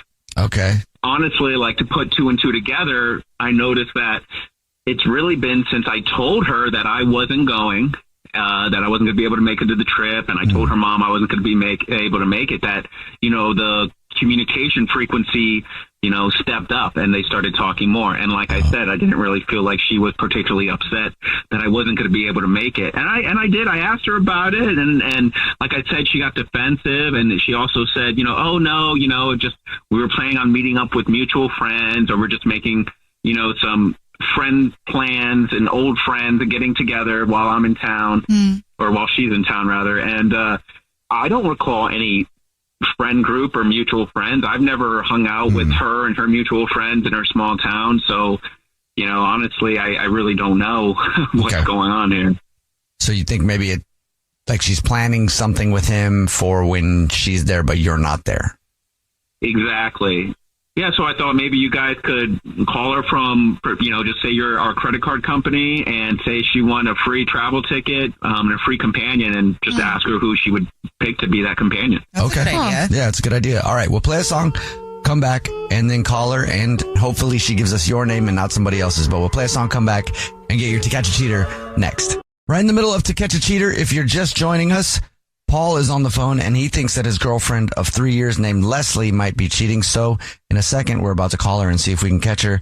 But first, Paul, why don't you refresh everybody's memory on your situation? We've been together 3 years. I'm worried she's getting back with or in a relationship with her ex-boyfriend from high school. And I was hoping you guys could just pretend to be the credit card company and say she won a free flight and see who she picks. Okay. And she's going back home to visit her mom, and I'm not going. And I'm worried that she's been really texting this guy and planning on seeing him when I'm not there. Okay. Are you ready for us to call her? Yeah.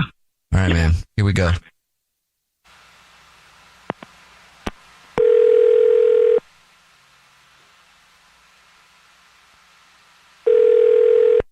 Hello? Hi, this is Jubal calling from... I was looking for our card holder, Leslie. This is she. Is everything okay? I'm actually calling you with some good news. Congratulations for being a card holder with us and racking up so many points and miles in travel. You've won a voucher for $600 in free travel for yourself and a companion. Oh my God. Wow. This is so cool. Thank you. So what do I do? Well, it's simple. Your voucher will go automatically into your account online. So the only thing that I would need would be the name of the companion that you would take with you. Now, I can give you some time to obviously think about that, but unfortunately, they ask that we give them that information ahead of time, Oh, okay. That's fine. Okay, great. Just the first and last name would be awesome. Yeah. Can you make it to Joel? Yes, I can get that notated on there. Would you like us to send an email to this person so that you can also give them the good news with like a little bit of an e-card type situation? Yeah, maybe just say that things keep getting better, and after this trip, we can go back and have the talk. I'll just read it back to you, okay? Mm-hmm. It says, your boyfriend of 3 years, Paul, is on the phone right now listening to this and probably wants to know why you got the companion ticket for Joel and are sending Joel that message. Wait, what? Did I get that right? Yes. Paul? Wait, Paul's on? Yeah. What is going I'm on? here. Yes. Leslie, this is the Jubel Show. It's a radio show. Hi. And we do a segment where we catch people cheating. And Paul thought you might be up to something. So. He was right. It seems I'm right. Oh my God. Are you explaining yourself? Wow. Okay. Well, I was definitely not prepared to have this conversation at this moment, but I guess this is where we're at. Hi, Paul. Hi. Yeah. Are you going to explain what's going on? Yeah.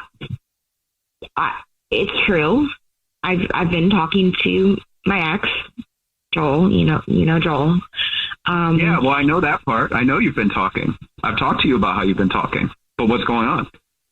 Okay, so we've been talking, about our past and the relationship and how it just never really had any real finality or ending. And, and then the conversation just kind of went into how there's still some feelings there that we have, even though, we broke up, obviously.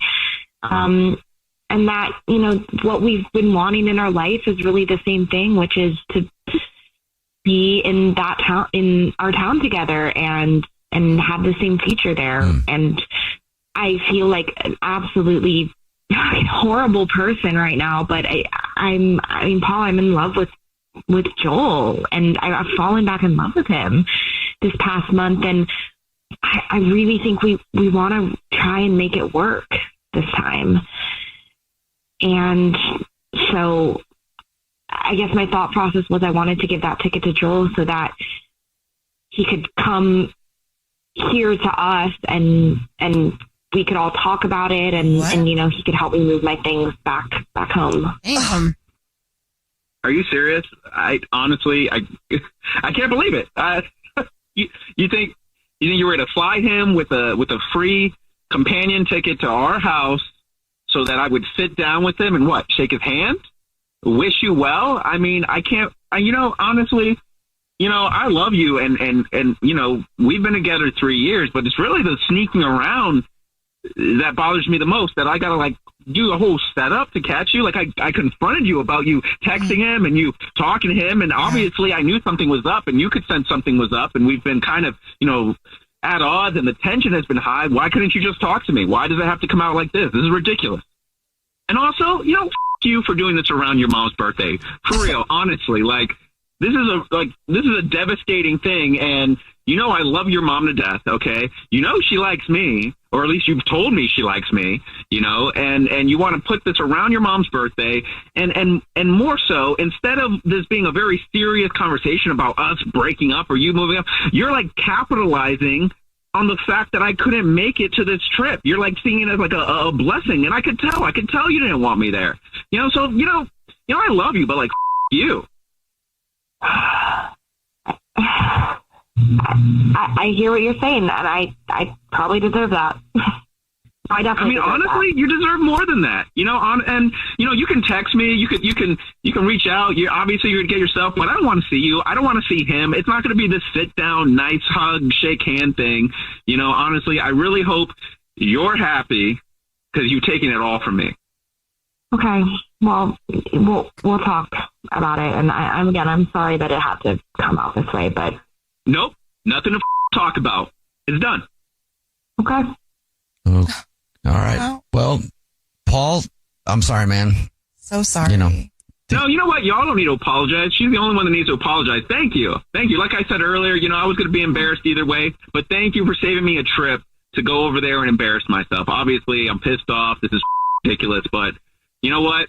At least it's better than me flying over there, being around her family, to be the guy, totally. The other man. Don't be embarrassed, man. This sucks. Yeah.